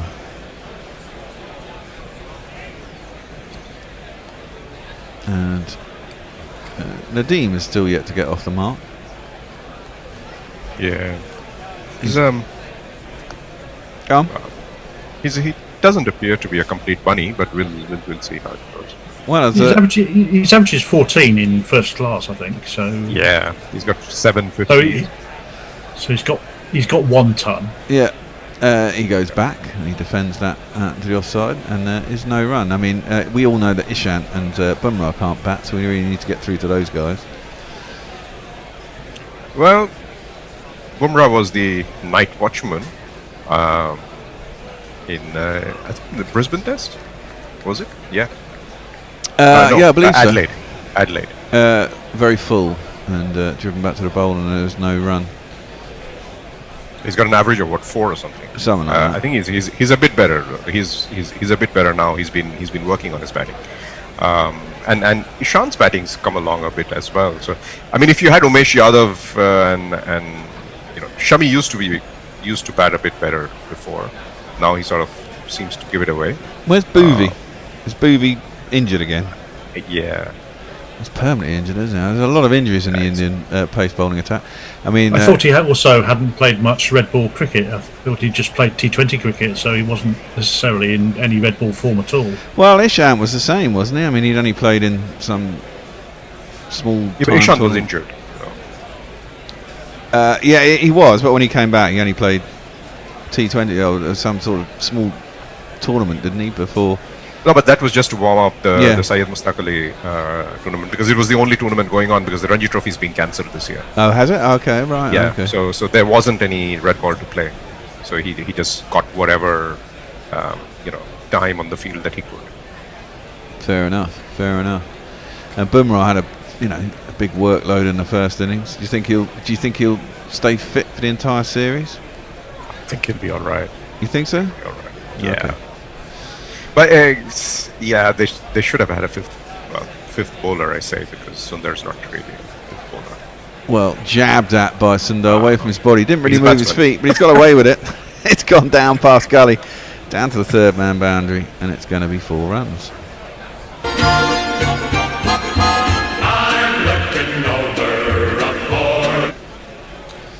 I should try and get through some tweets at some point. Go between balls, carry on. Knuckles confirmed that the man with the grey hair talking to Jofra was John Lewis, the England bowling coach. Mike Muhallwood says, "I just shouted, 'Get in, you bold specky Bradman!' loud enough to make my dog run into the garden." Slightly embarrassed. I was at the wicket. Archer around the wicket to Sundar, bowl short, loads of time, just ducks underneath it and it goes through to the keeper and there's no run. And Knuckle points out that the Pujara, Pant and Washington Ashwin stands show just how good England were either side of lunch yesterday. In particular, that Bess and Anderson spent 14 runs in 13 overs to put pressure on Kohli and Rahane. Well, yeah, I mean it's different though, isn't it? At the top of the order, you grind it out, and you don't want to lose the wicket, and you assume you're going to go on and score runs. I think it becomes a different game once you fall down, and things are where they are. And Pant took his chance and moved the score along. Oh, edged, but all along the ground. To Jofra has a laugh because that just didn't get off the ground. It was gently played to second slip. Exactly. I mean, you wonder what. I mean, Bumrah's played a lot of IPL. I mean, that took a big chunk of dust out of pitch as well when it hit it. But I mean, you wonder what Bumrah thinks of Test wickets in India. This is his first Test in India, isn't it? Yeah, it's his first Test in India. I mean, he's discovering Indian wickets. Exactly, which is bizarre. Yeah, exactly. I'd rather play away skip. Would be the cool. Archer in bowls. That's a decent length, but. Sundar doesn't have to do much to just defend it square on the offside. I mean, the ball's doing sod all off the wicket, sod all in the air. And you wonder how long it'll be before Bess gets on at the other end, to be fair. Poor old Harriet Atkinson hasn't really woken up yet. So you know you're half asleep when having the chance of watching live on TV, free for a change, with sound off, and listening to you guys, you realise you're a ball ahead of them. Yeah. Watching the highlights might be easier on my brain. It's that's the one thing. I've been watching it on the TV in my back room, which isn't it's a smart TV, but obviously it doesn't have pause or anything like that. So I've often been ahead of what's been going on the commentary. That's down a leg side by Archer, and he still hasn't gone over the wicket. I'd like to see him go over the wicket and try and get it across and put his back into a couple. But I think this could be his last over. Maybe one more after this. But it looks pretty innocuous on this track.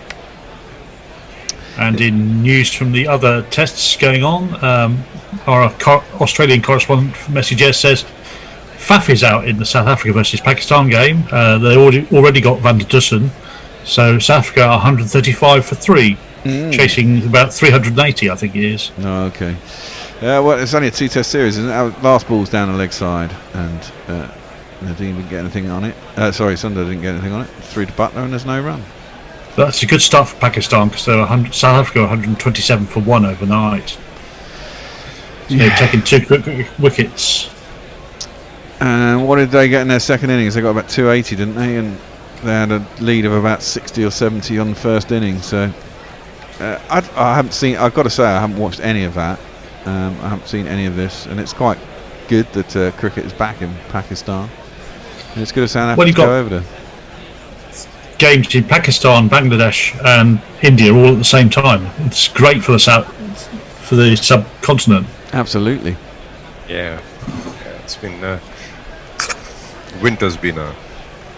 Yeah, Leach around the wicket, just defended out of the offside by Nadeem, and there's no run. Well, this is the main cricket season, right? And we've lost most of it. So. Yeah. Is the IPL going to be in India? Yes. Definitely, because there's still a lot of people saying it's not going to be. Some people saying I can't see how it's going to be played in India, but. Yeah, but I mean, I don't get this because the infections in India are probably going down at the fastest rate of anywhere in the world. So it's just, you know, I just don't see why you wouldn't play it. Yeah, fair enough. And there's an extra 2 teams this year and 92 games or something, is that right? No, that's the extra 2 teams come in the following. Oh, do they come in this year? I thought they come in 2022. Oh, I thought it was this year. I mean, they're so quick, so close together, isn't it? 1 in November, finished after 2.5 months of tedium. That's defended by Nadeem out to the offside through cover.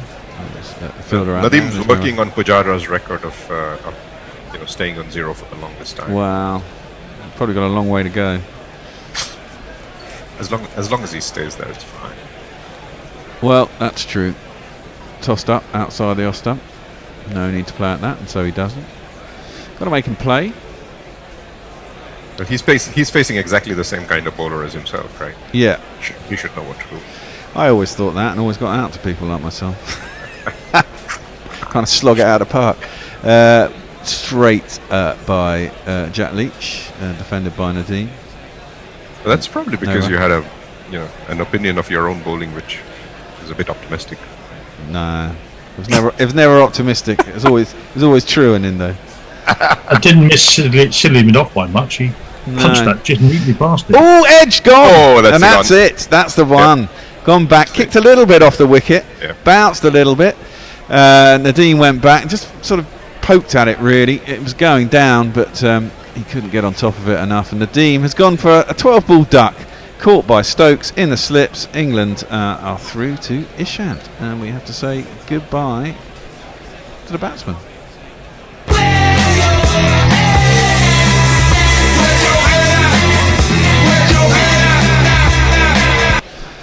I've been saying this since the morning, right? On this pitch, it's not a good idea to go back to the spinner.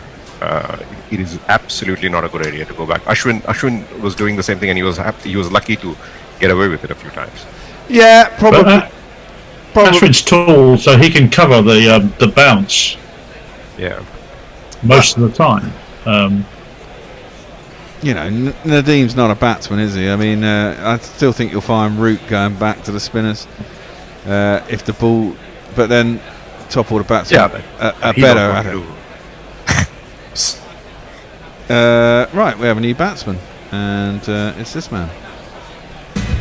Ishan Sharma's gonna get you, gonna look you right in the face.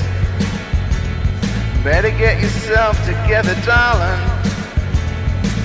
Learn how to play pace. How in the world you gonna see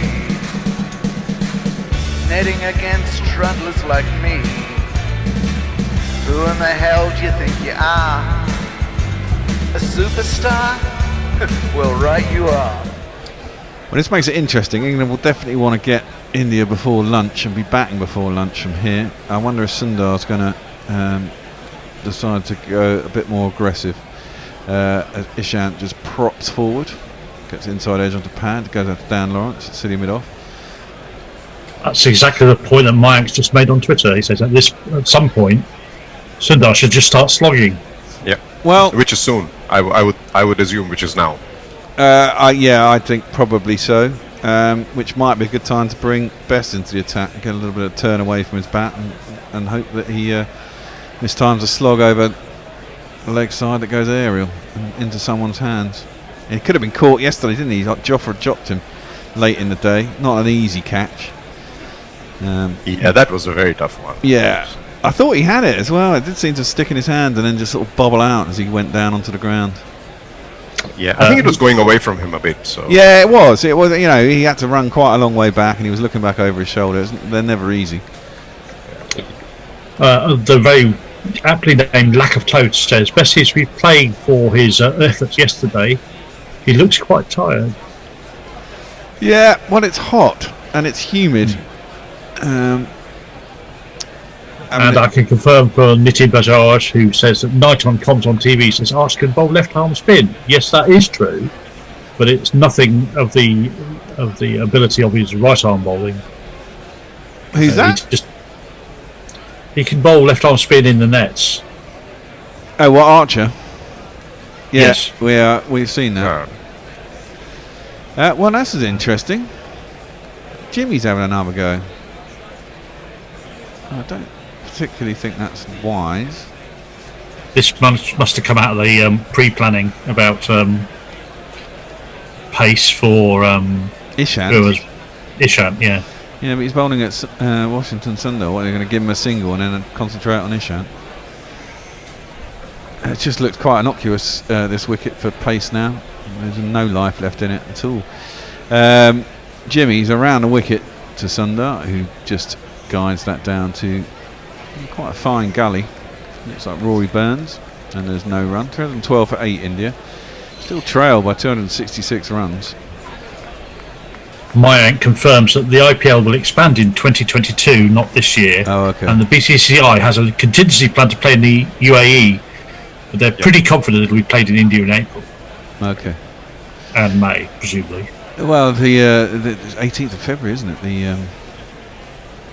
The auction. 1,000 players in it. Oh, big swing, no ding from Washington Sundar. It's thrown up wide. Tempter by Jimmy. Didn't really move his feet there, just big swing at a bat. And through the keeper, no run. Stokesy has a little smile on his face. But you kind of think if India get out of this, they'll feel good, won't they, in Indo? Oh, absolutely.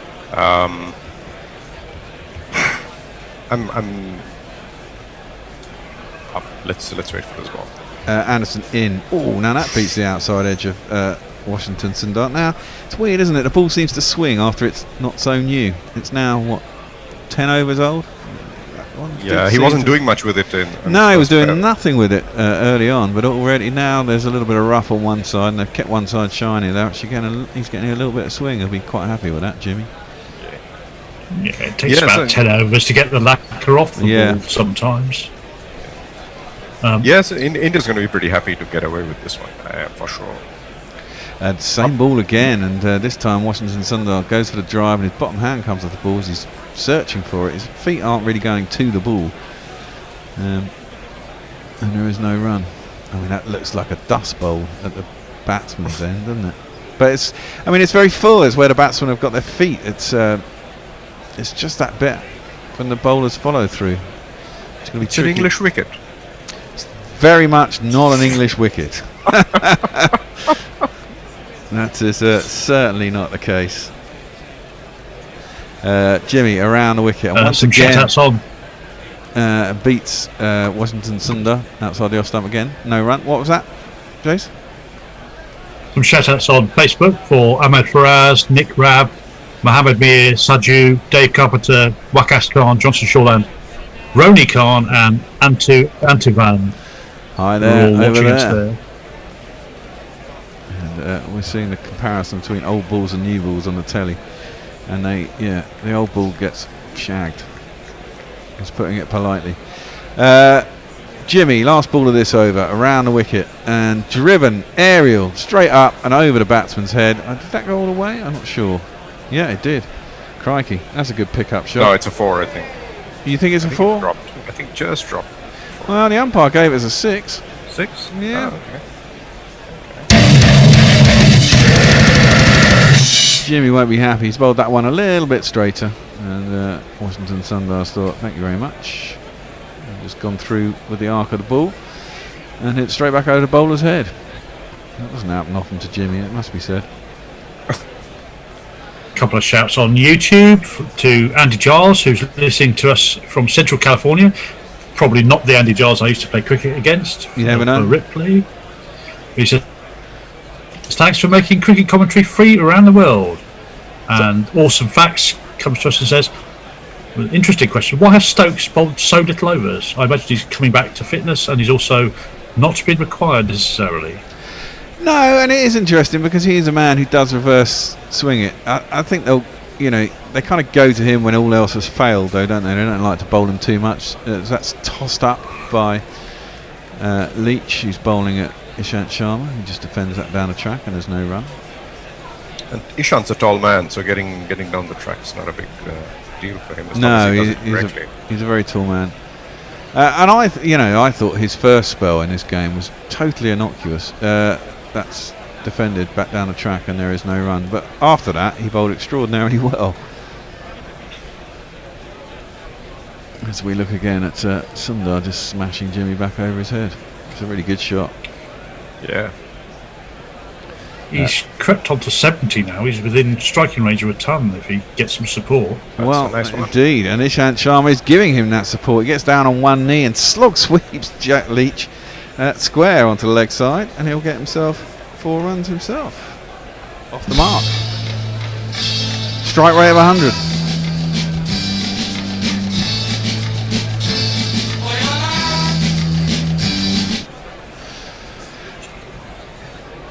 And this wicket, you can still score runs on it. It's not an absolute minefield. No, not by any means. No. But yet, it's all scoreboard pressure. That's defended by Ishant out to silly mid off, and there is no run. And hopefully England will get their lead of 400, and we could have an interesting 3.5-4 sessions where India will have to survive to get out of this test with a draw. That's too short, a little bit too wide. Or a victory. Or a victory, and no need to play, and there is no run. I was thinking that definitely yesterday, that England are definitely on. But, India have done well to get, they're not within the follow-on, but this is exactly it. England need to get enough runs, to get enough ahead, to give themselves enough time to bowl India out twice. And it's getting tight now. That's defended into the offside, and there's no run. Let's not forget, someone scored a double century just last night to get a fourth innings win. Yeah, well, exactly.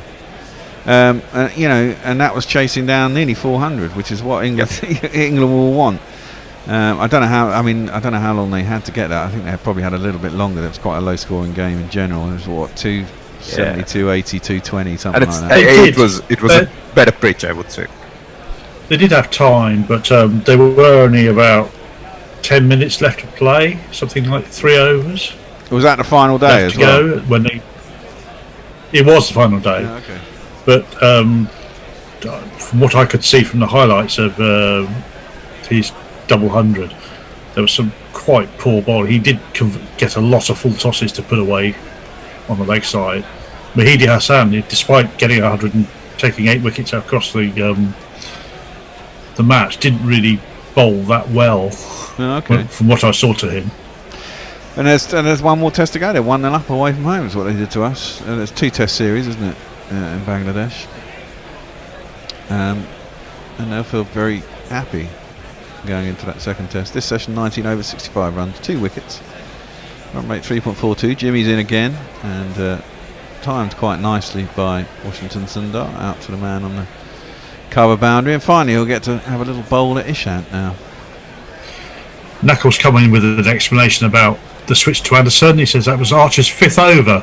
Both sides are giving their seamers short spells. Bumrah's bowling in 3 over spells. Yeah. Well, you've got to go for it hell for leather if you're going to bowl seam, haven't you? You've got to put all your effort in and see what happens in those short spells. And Ishant Sharma's now got 1,000 runs in Test cricket. It's taken 142 matches and 176 innings to get there. It's got 2 50s. Yeah. And a best of 66. That was probably against England, I'd imagine. Everyone's best seems to come against England. They're probably going to get a 50 now with Washington Sundar and get them within 120. Please don't come true. 323 for 8. I think. Now you're trying to jinx them. No, well, that'd be nice if I did. At the end of this over, we're going to have a change. Avi's coming back, Tony's coming back, and India's staying on. And England a bit quite slow. But Jimmy is now coming in to bowl to Ishant. Oh, and squares him up immediately. A little bit of tailing in there to his pads. And squares him up, squirts it out off the outside edge to Rory Burns in the gully. And is that reverse already? That's going with the shiny side, which would be interesting because it's only 11 and a bit overs old. That ball looked like it had gone about 3/4 of an inch into the pitch. Yeah. That is a danger, isn't it? This pitch totally deteriorates all of a sudden. Ooh, that's very straight. If he misses that, he's going to be LBW. But he gets across and plays it down to short leg. He's a little bit deeper, and there is no run. 323 for 8. Jimmy yet to get a wicket in India this series. I'm sure he'll have a day. When they have the day-night test, is it going to be really dewy? And I presume they've trialled day-night testing or day-night games. I mean, of course, it there's depends the IPL. where it is. It depends where it is. So in Chennai, I'm not. I'm sorry, that's going to be in Ahmedabad, right? Yeah, The it day is. night. Yeah, Yeah, The third you're probably test. going to get you. Yeah. Another one that tails in, and Ishant gets behind it, defends it back up the track, and there's no run. Because it does get cold there, so you probably get some dew. It's not going to make it a nightmare, isn't it, for the bowlers in a test match? The joys of all the local conditions to overcome. Well, yeah, and it's going to be very interesting because it's pink ball, evening dew, completely new pitch, new stadium. Nobody's ever played on it. I mean, red ball cricket. Is it a new stadium? I thought it was a refurbished. No. Oh, that's gone on. Yeah, that's going to be out. Ishant has been. There's a short ball by Jimmy Anderson. I don't think Ishant was particularly. There's a lot of effort from Jimmy there. He's banged it into the pitch, and Ishant got himself in no position whatsoever. Flapped a little bit in front of his chest, and it just popped up to Ollie Pope, I believe, who's a kind of deeper set short leg. It did get up, and he tried to get on top of it, but he just couldn't. And it was a very easy catch in the end. And Jimmy gets his first wicket, and 9 down for India, and England will be feeling pretty happy. I won't look back, 'cause by the time that I do, you'll be gone. And that was exactly what they'd have wanted when he got to bowl at Ishant rather than Washington Sundar. Now Sundar's just got to try and smash it out of the park, hasn't he? Yeah. Jason. So that's a brand new stadium. It's not refurbished. It's a brand new stadium, brand new turf, everything. No one's ever played on it. So no one. 120,000 people capacity stadium. I think it's the largest stadium in the world, cricket stadium in the What world. is it? 120,000 or something, isn't it? Something like that, 120 or 130,000. Jesus Christ. Something ridiculous like that. They decided they wanted something bigger than the MCG, yeah, and they just built it. Yeah, of course. I love it. Of course. Come on, it's Modi's home state, right? Oh, okay. And there's a possibility that one of the 2 tests being played there might actually be 100% tickets rather than 50% tickets. It'll be interesting to see how the players react to that as well. Suddenly, whether they feel paranoid or not. But see, the thing is, this is what I've been trying to explain to people, that the stadiums in India are so insulated that I don't think it matters. In terms of, it's the same as in terms of the ball being clean. But other than that, there is no way you can get anywhere near the press box or near the players box. Yeah, but it's the vector. It's the vector. Oh wow, that comes into Bumrah, who kind of just props forward and defends. I guess that hit the bat, because if it had hit the bat pad, I'm sure they'd have appealed. That's the end of the over. 3-2, 3 for 9. I'm out of here. Anindo's staying on, and Tony and Abby are coming back in. I will see you guys after lunch. Well, I'll see you tomorrow. See you tomorrow. I'm off as well. See you in the next test. Thank you. Well, 9 down, eh? Well. Yeah, I think once Ashwin went, that opened the tail up, and England have duly exploited it. That was Anderson's even got in on the act, as has Leach. So everyone's going to be happy now. All the England bowlers, really, they've all managed something. Probably apart from Stokes, hasn't bowled that much. But I mean, we're hospitable hosts. We are hospitable. I mean, it's always after you, especially when it comes to tosses against England as well. We're hospitable away from home as well. I've noticed as well against England. But 323 for 9. I think Sundar's going to probably have to open up his arms now. Sure. Maybe protects Bumrah from the paceman. Let him play the spinner. We have the captain himself. Yep, Joe Root's going to have. Oh, sorry, we got a jingle for this man. Of course we do. He's the England captain. His voice is high pitched and ginger hair like a pict, but massive runs he has hit. So there's that. Introduce yourself. Joe Root. Introduce yourself. Joe Root. Introduce yourself. Joe Root, actually. And Joe Root wants to get in on the act. I think that's probably why he's giving himself a bit of bowl. He sees there's a wicket out there. Sundar surely would be going on the charge a little bit. Yeah, he's gone for a big slog. First ball over extra cover. It's a lovely shot, really, from a very, very classy batsman. And it goes for one of these. 1, 2, 3, 4. Yeah, he wasn't. Sundar wasn't even going to have a look, was he? What 70 or how far are they from the follow-on now? 60. 337, 578. So what? 71. But left to Sundar, he would have tried to get over it this over. Yeah, so 52 from the thing. Yeah, exactly. And he's gone again this time. And he hits the inside half of the bat. It's squirts out into leg side actually quite conveniently, and he can come back for 2, which they do. Very nice running from them. Yep, and that brings the follow-on target within 50 runs. I don't know if it matters that much because I can't really see England enforcing the follow-on personally. I think they'll, regardless of what the score is now, that England will have a little bat for a session, and they'll want to, take some time out of the game for the pitch to break up, hoping that it does, which it does in Chennai towards the end of day 4. So they will be hoping, but it should be a bit of entertaining now. And Sundar this time goes over the top, and he has beaten any sort of long on builder, and it's gone for a huge one of these.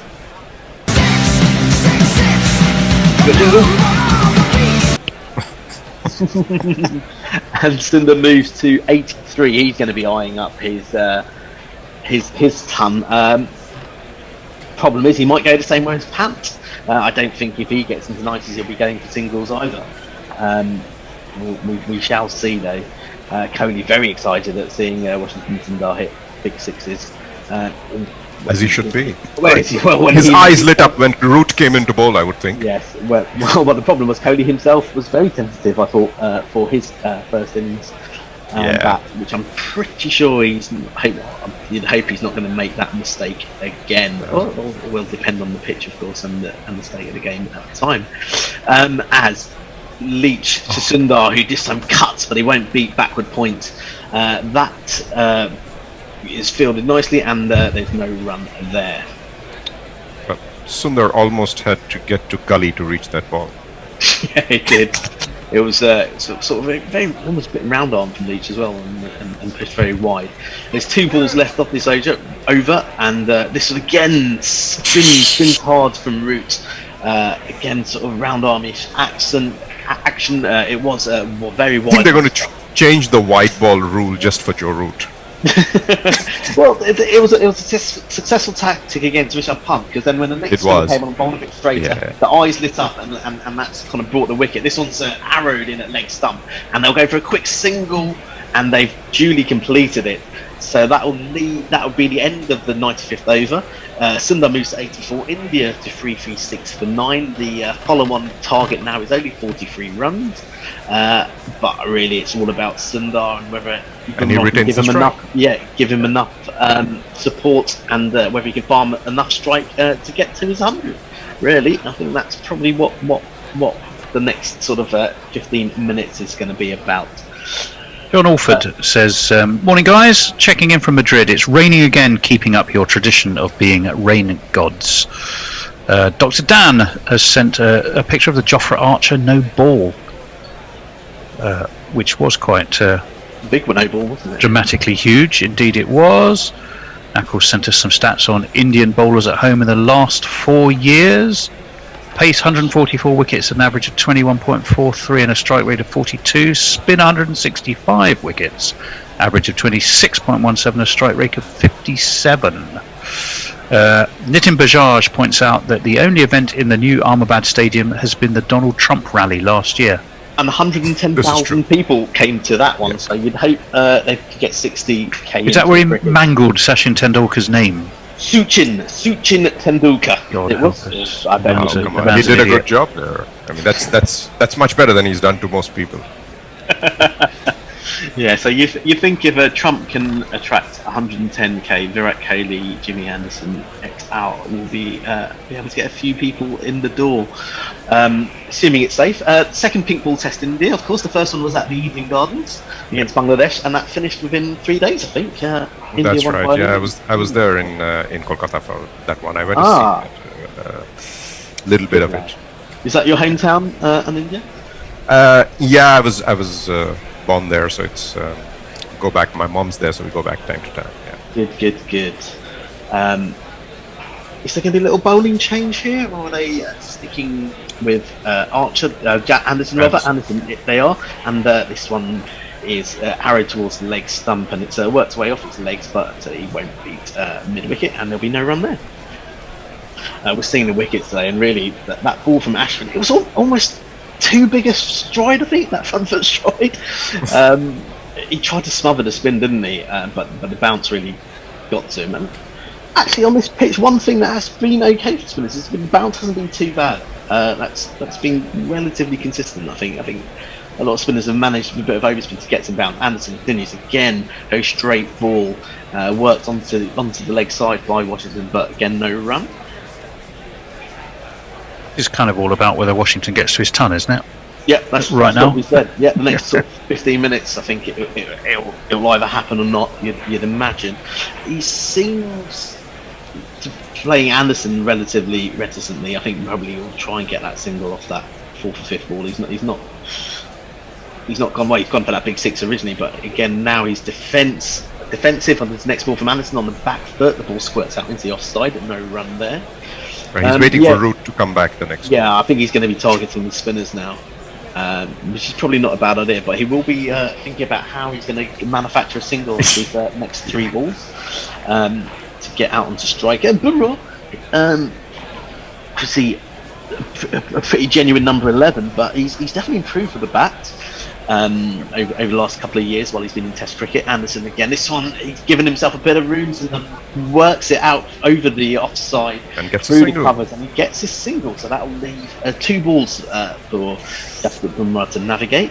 So I think he scored a 50 in a warm-up match in Australia. That's right, yeah. I think the same match where Pant worked his way into the team with a blistering ton. That was it, yeah. And I think Bumrah, I think he had the whole dressing room up on the balcony clapping for that 50. And yes, you're right. He did. He was the night watchman. He was sent in as night watchman in Adelaide as well. And he can proudly say that he started the collapse. Yes, I was going to say his wicket started the carnage of that 36 all out the next morning as Anderson to Bumrah's edge. No, does it carry? It might have. I think that was a very, very good catch from Stokes. A brilliant one-handed one. And so Bumrah can't navigate those two balls. That is the end of the Indian innings. It was a great catch, low to his right from Stokes. Took the outside edge. And that's India all out for 3-3-7, 40. Is it 44 behind maybe? 41 behind, and that is good work from England this morning. India managed to last an hour and 40 odd minutes. It was a catch. Very good catch, one-handed. Stokes has always pulls off stunners. He's pulled off a few stunners in India as well before. Low dive to his right, and picked it out one-handed. And often with Stokes, when he takes a brilliant catch, he doesn't actually react so much. He just sort of stands there and just takes the applause from his teammates. And often you don't know whether he's actually caught it or not, because there's no sort of overt celebration. But yep, that is the end of the Indian innings. So we can probably run through that scorecard. Rohit Sharma was first out for 6. Shubman Gill made a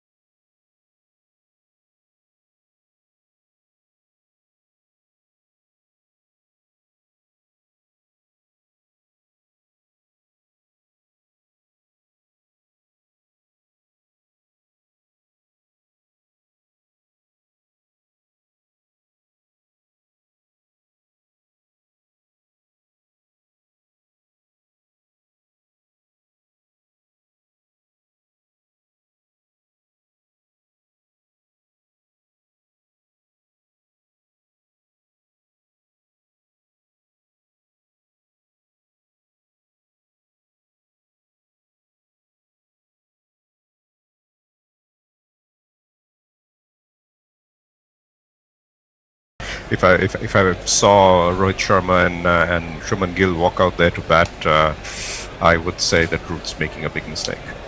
It does mean, of course, is presumably there'll be an extremely tricky. What is the time? It's 5:46 here, so it would be 10 minutes for the change round. Yeah, possibly 6-7 minutes to bat before lunch. A lunch watchman, maybe? Jason was asking. Let me catch up on a couple of quick messages then. Messi Jez said Washington Sundar has now scored enough runs to ensure that even if he is out, which he was, obviously, last man out. Oh no, was he? Or was he the not out? No, he was a not out batsman. No, he was 85 not out. Yeah. So he wasn't out. Even if he is out, so he's not, he wasn't, he will still have the highest test batting average of anyone in this match, currently averaging 85.5. Nitin Bajaj has said they'll delay lunch by 30 minutes given it's 9 down. Well, that's academic now, Nitin, but yes, you would have been right, probably. Messi just says bloody hell, Stokes doesn't need to bowl to be invaluable. Yes, you're right, that was an amazing catch. Stephen says if Anderson had got Bumrah with his next ball, would be on a hat-trick at the start of the next innings, or would it reset? That's interesting. Hat-tricks to me only exist within an innings, so I wouldn't have said it was a hat-trick. Some people claim it. Personally, it's 3 consecutive wickets in 3 consecutive balls, but not technically a hat-trick, is my understanding. I think within the match it does count, right? But I still don't think that's right. Nitin Bajaj says, geez, England catching, what a difference maker. Yes, it has been. 2 absolute worldies this innings alone, you are right. Root and Stokes, both grabbing amazing catches. Ankush Goyal says if the innings break is in the last half hour before lunch or tea, they should take the break straight away and not waste an extra 10 minutes for the innings break. No, that takes some advantage away from the bowling side, I think. Yeah, I think that's probably right, and that's not what they're doing in any case. Messi just has made a correction. It was 84.5, that Washington average. Sam Phillips says, so logically they'll now bring forward lunch. No, this is all academic. They're not. I don't think they're going to bring forward lunch. We think there will be 5 or 6 minutes to bat, and indeed there should be. That's the way the cookies crumbled, and it's India should have that opportunity. It's just the way things have gone. Lots and lots of people on Cricket Tracker, I'm delighted to say. Yala Yadav, Yamin Sheikh. I'll just try and name check a few. Sonu Alzo, Saraj Punam, Ankrit Verma, Ekvar Ali, NR Dongre, Santosh Kumar Sahu Babul, Aplesh Thakur, Sonu Rahor, Rahul Meena, Sambaj Wankidi. That's not really a surname, presumably that's just a stage name, as it were. But nonetheless, welcome to all of you. The bear has disappeared. I was going to ask him about the GPL. Where it stands. Yeah, so when he comes back, we will ask him about that. It was 25 quid the last time we checked. It was 25 quid, so I was... Hopefully it's inflated a little bit since then. Yeah, indeed. Bear, what's that? The bear has returned. We'll wait for him to get his headphones on. Bear, where do we stand on the GPL? Okay, let's have a look. The GPL has had... so how many entries we got? You've got 10 minutes to get in. We've had 11 entries.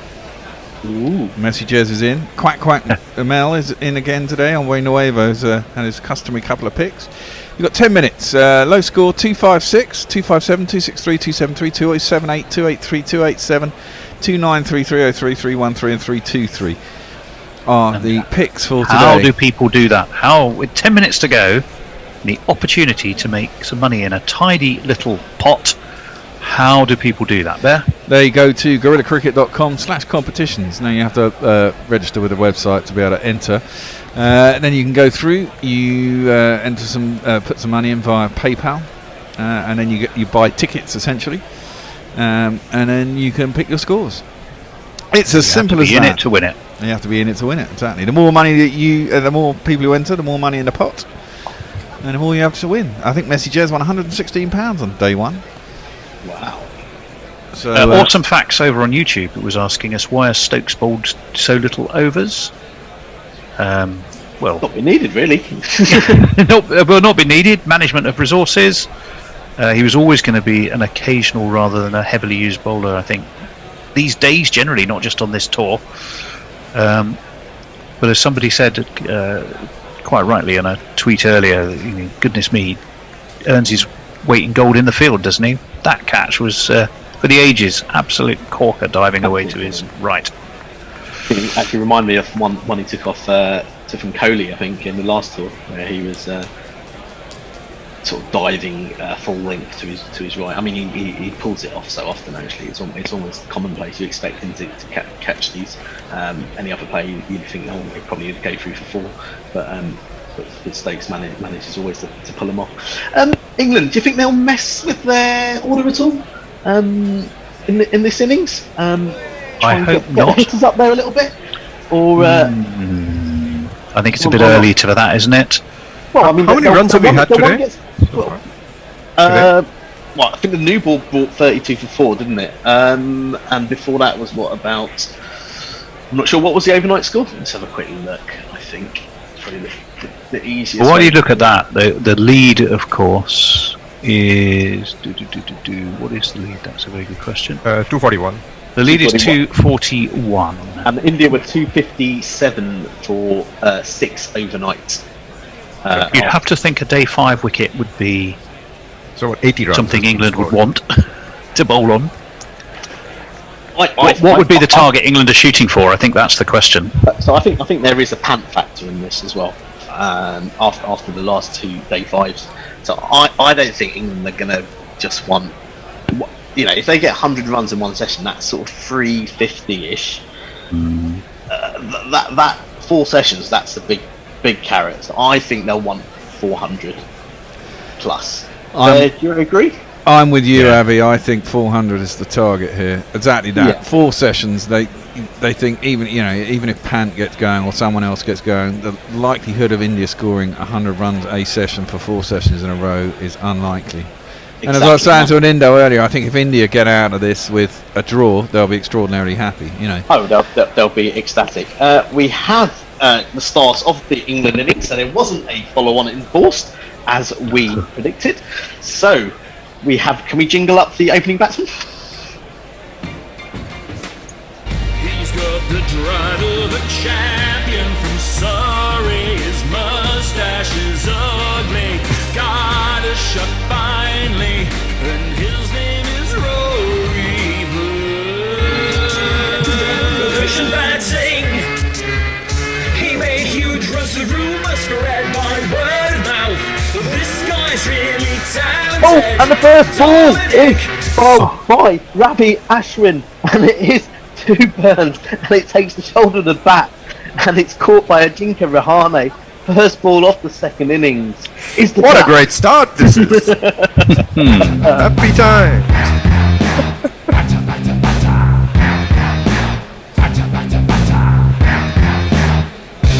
On your bike, mate. And there was a lot more turn for that first ball than probably what Ashwin had in the whole of that first innings. It was just outside that left-hander's off stump where there's that little patch of rough. He's been standing there and watching the English spinners bowl on that, right? Exactly. First wicket, first ball. We will have the new batsman in for the second ball of this inning. England's at 0 for 1. Should we get their jingle? What time is it?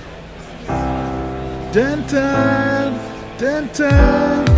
Yo, I'm Dan Lawrence, new to the scene. I can open up the bat and I'll come down to 3. Those pace bowlers don't want it with me, cause our bat is our bat for a century. And it is Dan Lawrence who's coming out at number 3. So no change in the English order, as Bear predicted. And no pressure, Dan Lawrence. But yeah, a little bit of pressure on Dan Lawrence. Is he on a pair, or did he get? Yeah, I think he is. He's on a pair. As Ashwin bowls just wide of, just on the off stump rather, Lawrence comes forward and defends out into that sort of mid-off region, and there's no run there. That first ball. It's a massive psychological blow for India, though. Do you think?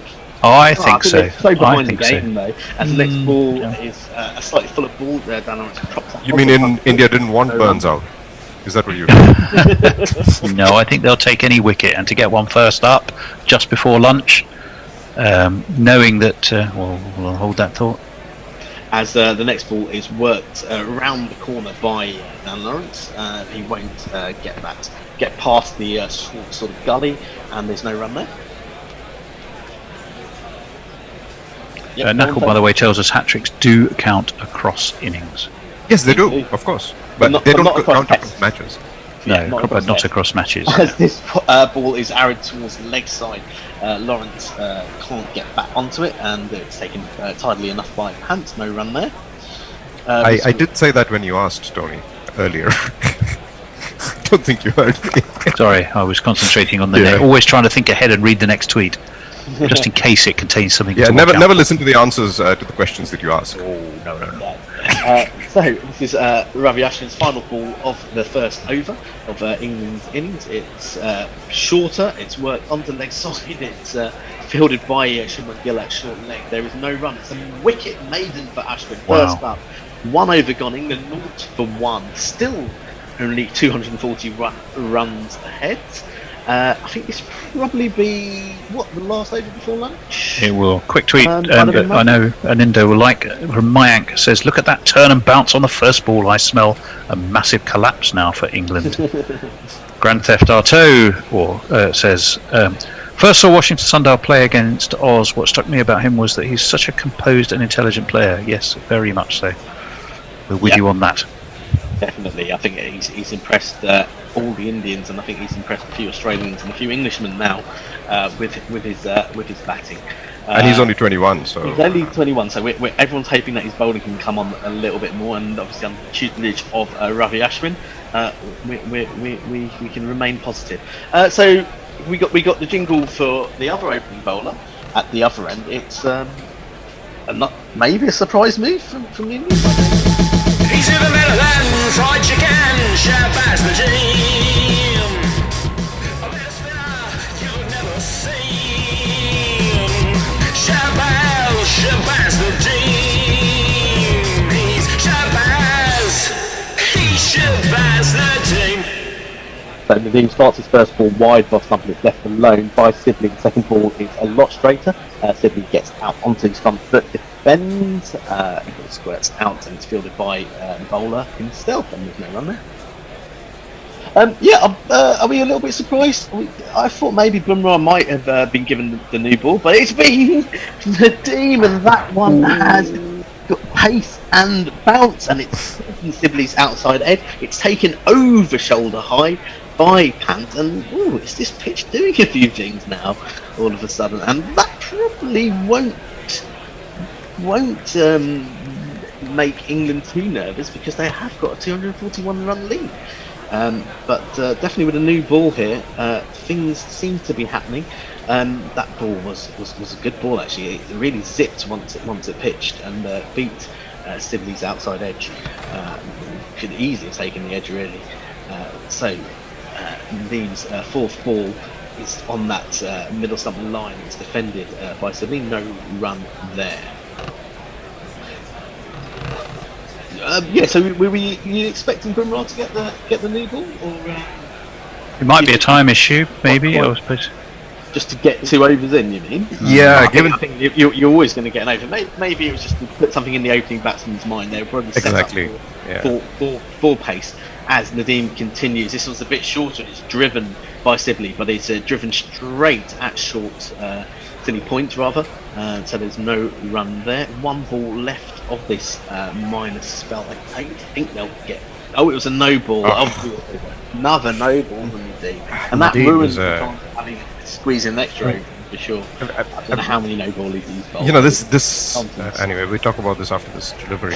As the problem. Yeah, the problem that I've had with Nadeem is, and I think the problem that he has is in Indian first-class cricket, since, as we know, in the last 2 or 3 years, no umpire's been calling no balls at all. They've not been looking down, right? Yeah. So he doesn't get called in first-class cricket, and now he comes in here, and he isn't able to control his foot. His final ball of the over is just spinning away outside of off stump. It's left well alone by Sydney. That is the end of the second over. England are 1 for 1, courtesy of that no ball. And I think the batsman will be trotting off for a little bit of lunch. So, it's all happened in the first test this morning. In India, overnight were 270 odd, I think. 57, It's 57, and they were all bowled all out for 337. England have come in and are 1 for 1. So this makes it a very intriguing fourth day, second session. I will leave you guys here for now, and I'm not sure when I'm back, but it might be for the second test. But I will be watching and enjoying with you guys, no doubt. And yeah, we'll be hoping for some more fireworks over the next few sessions. Yeah, good to see you, Avi. And I'll be back in 22 hours. 22 hours and counting. England may have been in and out, and India 33 for 3 by then, and India. Yeah, probably. Anyway, well, always a delight to see you two, of course. Okay. Let me do a few tweets to catch us up, and then Bear will tell us what the lunchtime entertainment is.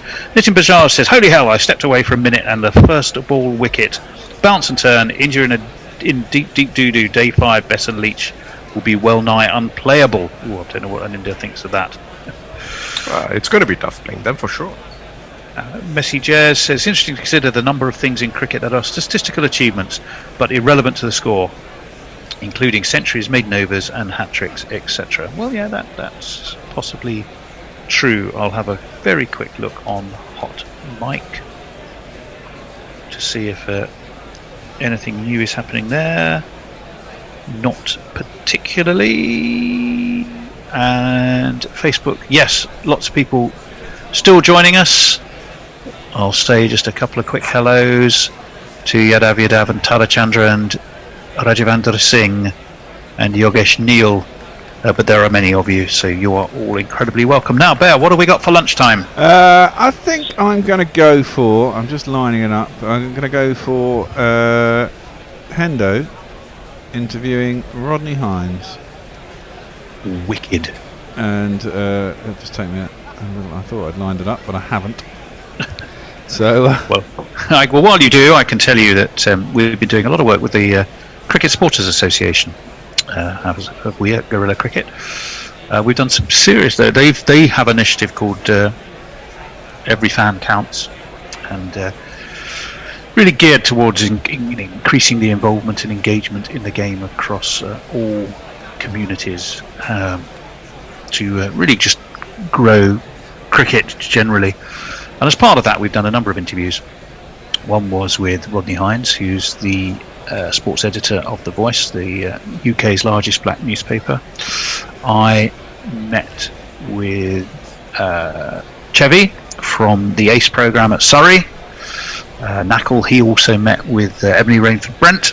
And really this is part of a sort of a series of interviews that sort of spun off of that relationship we have with the CSA. Has that given you long enough, Bear? Yep, has. Marvellous. See you after lunch. Chairman Mao, Jamie Howe, Ho Chi Minh, Asif Din, Václav Havel, Graham Saville, No Surrender, Percy Fender, Guerrilla Cricket.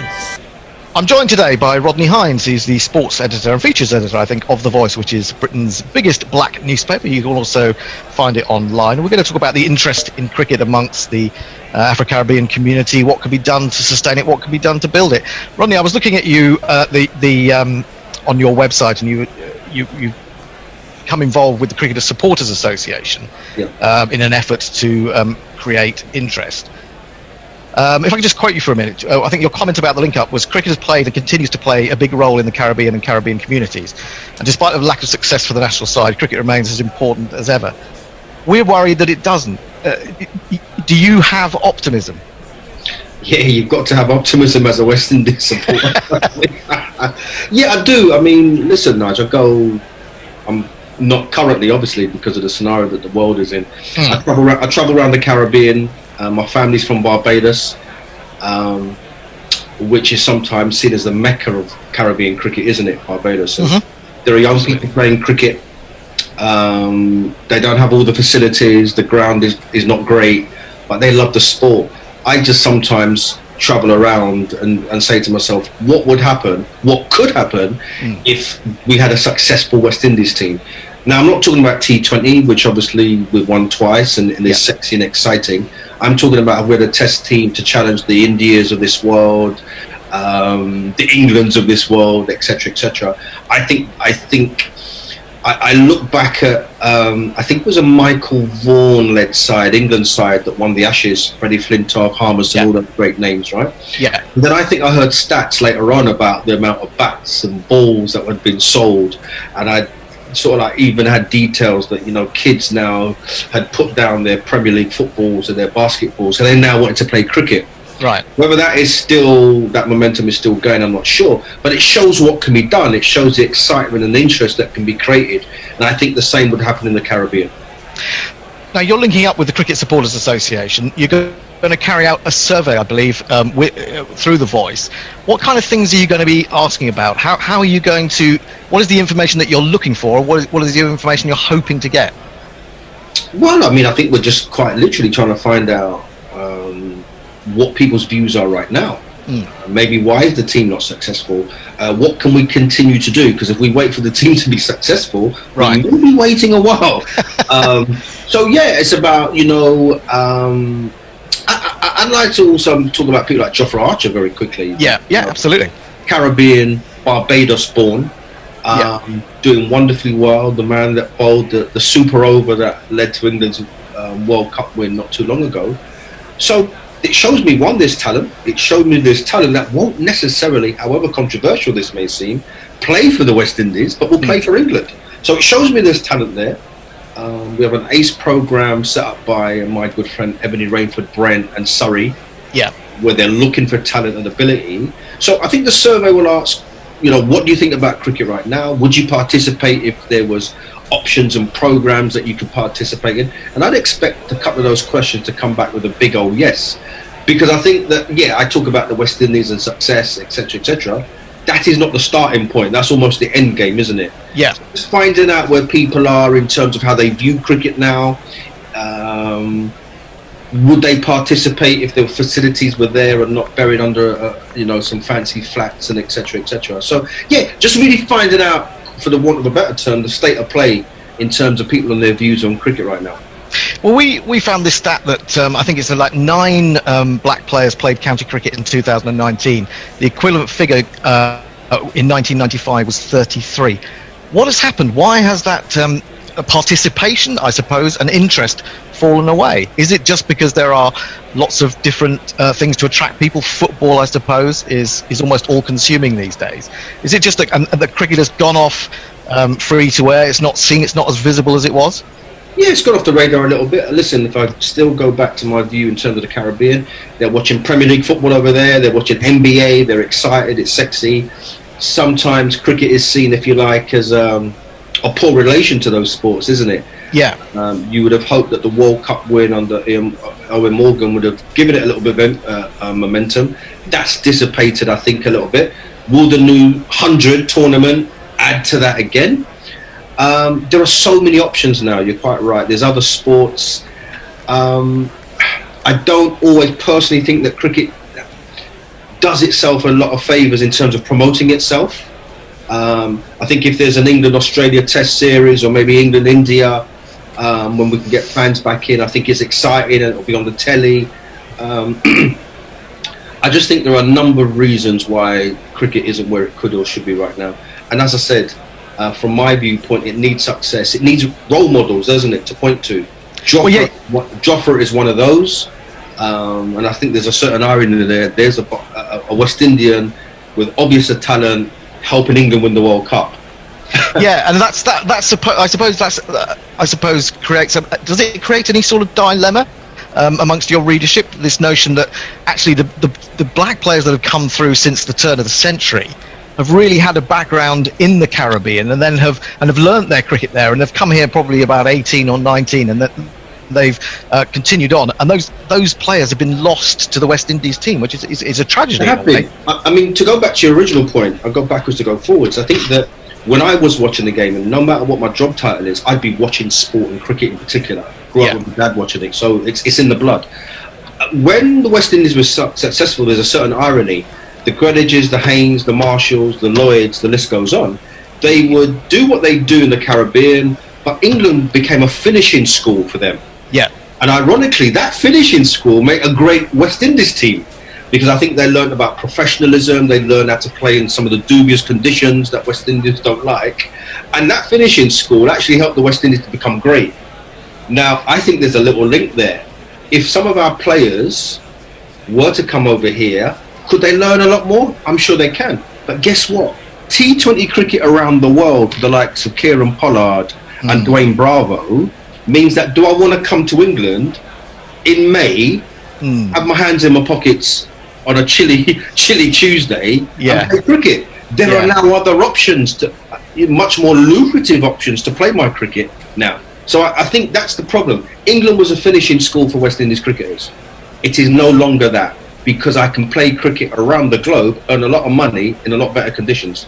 Absolutely. I mean, and you can't blame players for not doing at all. that. If you move more towards actual general interest in cricket, and you think about the black population in this country or in other countries where cricket is popular, how has the sort of thing gone down? The publicity we've had around racism in the game, we've had interviews with Michael Carberry, we've had the former umpire John Holder coming out and talking about how difficult it was for him to officiate. How does that affect the black community as a whole? Does that suggest that cricket is not a game that's going to be welcoming to those people? Yeah, that's right. Absolutely spot on. It's not welcoming. Listen, I've interviewed the likes of Michael Carberry and Alex Tudor in the past, etc. So I know their views. But Nigel, it's only now that I think people like the ECB, etc., are going to try and do something about it. We've wasted so many years. The problem remains the same. It's not a new problem. And I think it's outrageous that the stats that you quoted in terms of how many West Indians are playing the game over here compared to many, many moons ago. People generally go where they feel welcome. It's a little bit like the fan base as well. I covered the World Cup last year in the UK, and I've covered several West Indies tours to England. And the scenario is this: I have been, let's say, mortified by the lack of West Indies fans at the grounds. Yeah. Do you know what I mean? Because I didn't grow up with that. I grew up with the Oval almost being our home patch. Do you know what I mean? In terms of flags, horns, the cuisine. Now, I know that wasn't everybody's cup of tea, but no one's going to tell me that West Indies fans didn't add a little bit of quality and a little bit of excitement when they turned up at the Oval. The Edgbaston in Birmingham, a key catchment area for the Caribbean communities, you will not see West Indies fans there. I remember covering England, West Indies, New Zealand at Old Trafford last summer in the World Cup. Yeah. There's no more than a dozen or so West Indies fans in Manchester. Now, I know there's lots of black people in Manchester, but to go back to your point, you would generally go where you feel welcome, and I don't think West Indies fans feel welcome. Add to the lack of success of the team. As I said, if you join the dots together, you can see cricket right now, maybe not a cup of tea. Why do you think they don't feel welcome? I mean, you would have thought aren't we in a slightly more enlightened era than we were? Although, things have changed for the worse in a lot of ways, I suppose, in the last 5 or 6 years. But shouldn't we be more enlightened about that? Some of my greatest memories as a child were indeed going to the Oval and seeing a lot of the great cricketers who came over from the West Indies. And now you don't see that. But what is happening within the cricket firmament that is making black people feel unwelcome? I mean, Nigel, we can't ever forget that I think Jofra Archer was racially abused while playing for England by someone in the crowd last year, I think it was. So that tells me, one, there's still a problem in that regard. Obviously, I'm not going to say it's a regular, but one's enough, isn't it? Yeah. If you add the lack of success, I think as well, Listen, I grew up in an era whereby the great sides were doing what they were doing, and even if you had no money, you said, you know what, I want to go and watch Michael Holding play. You know what? I mean, as sports fans, we hook our love to the game to teams doing well.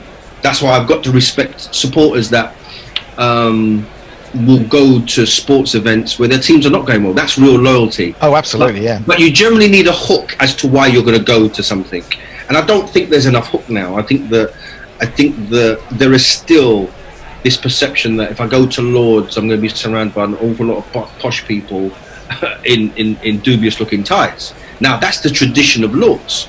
Yeah. So you've got to try and embrace some of the traditions of the games anyway. That's why, if you like, the difference between Lord's and Oval is almost a million miles apart, because of where the Oval is, for example, is in a catchment area of Brixton and Southwark, and there's a lot of the community there.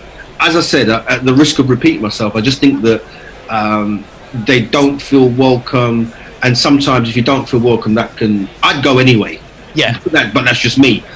But I think, as I said, the lack of success on the playing field doesn't get people excited, because I'm almost certain if we were winning games, some of those excuses would be taken away. I suppose also that you've got maybe if you've played the game at a young age, and we're not actually getting enough cricket into schools for them to see it as an option. Is that a problem? Is it also that we're several generations down now, and that do more black people identify with Britain as opposed to the West Indies and the Caribbean? Yeah, I think it's a generational thing. Let me just use my own example. Born in the UK, with a father and mother from Barbados, right? Yeah. And we watch cricket. One, for the cricket, but two, Nige, for the success on the field that allowed us to pump our chests out. Yeah. So I would hear my dad, when there was a whitewash taking place and the West Indies had done what they'd done, he could go to his place of work, which was a factory, right, and feel very proud.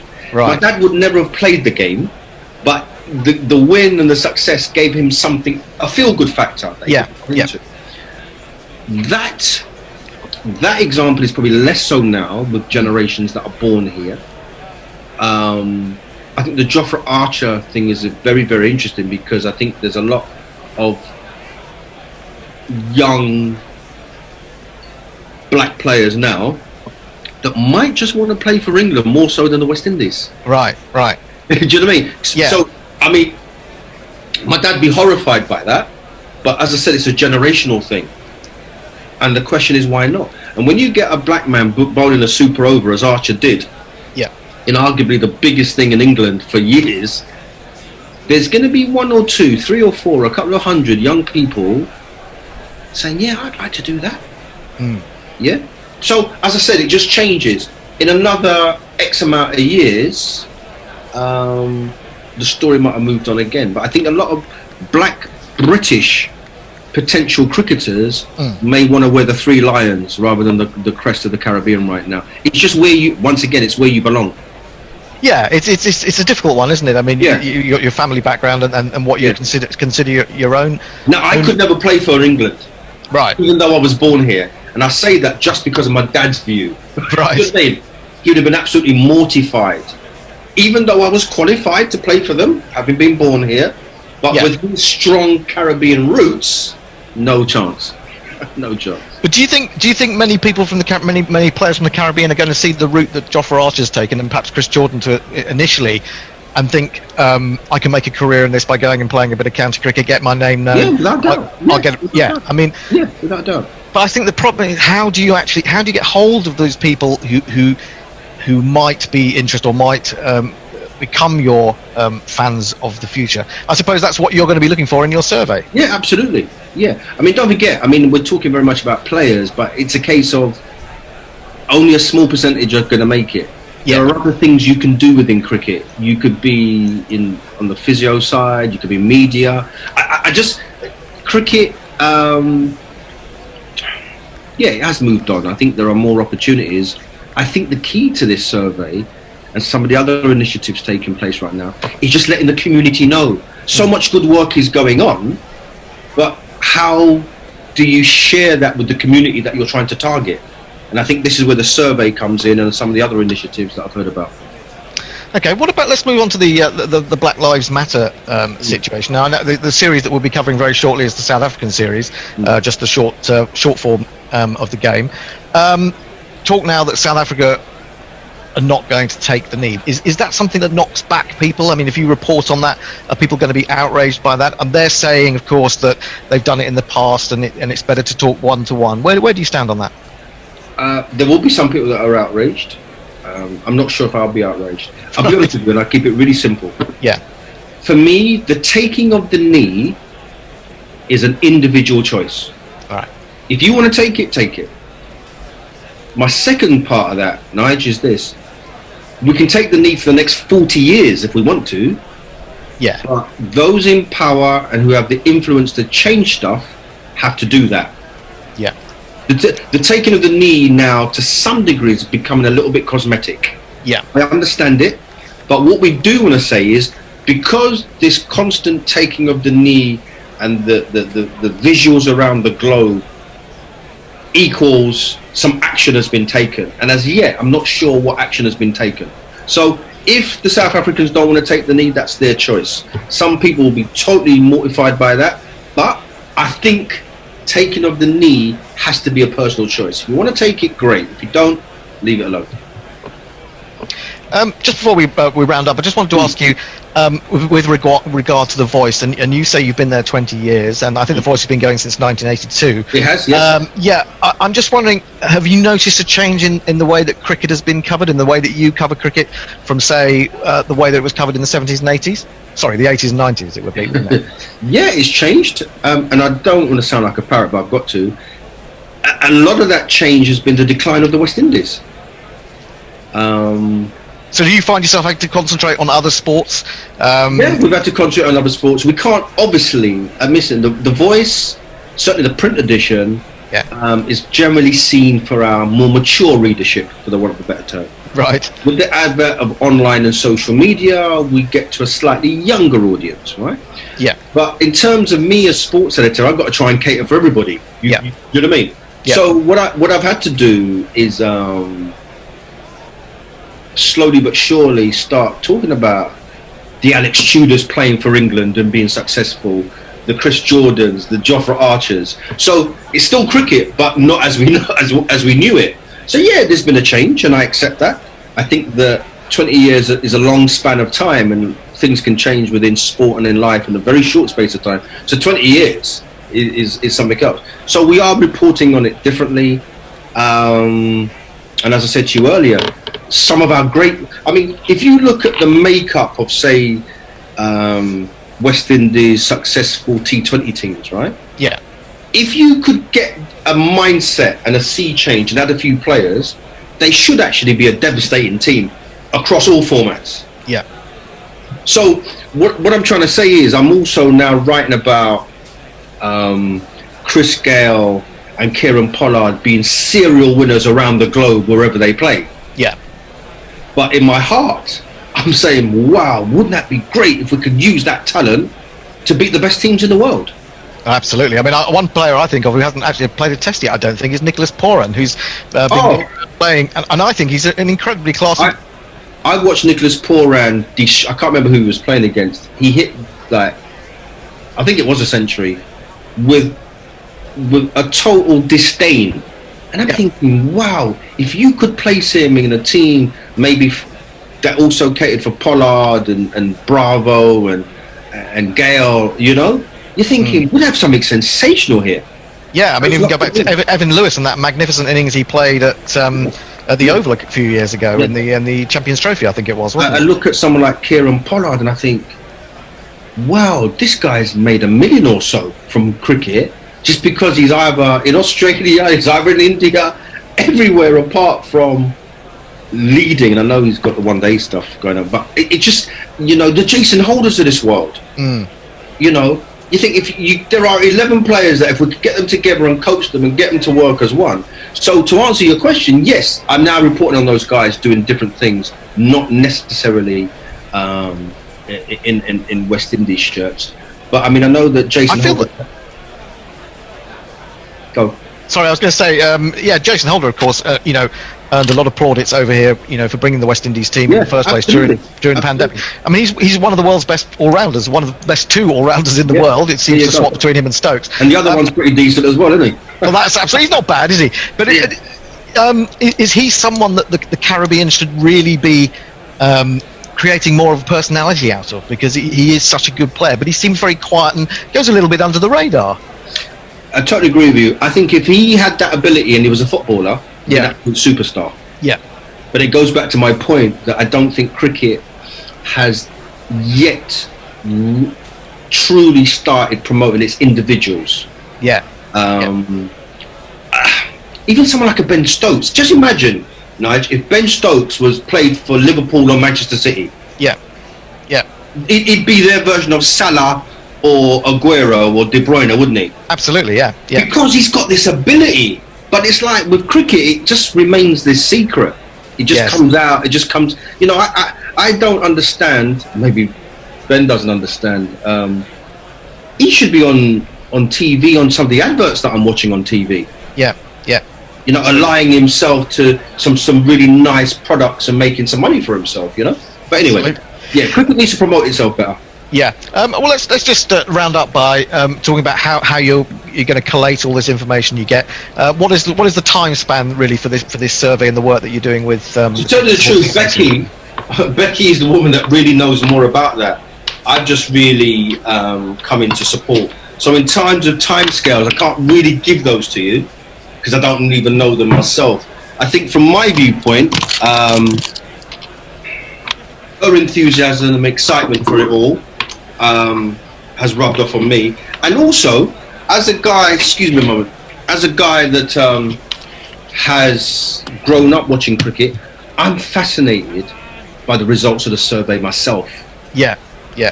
I'll be honest with you. So I do what I do professionally, great. But as a guy that was watching cricket literally every day with my father, I want to see now, if you like, where do we stand? How is it viewed? Maybe I've got the temperature wrong. Maybe it doesn't matter anymore.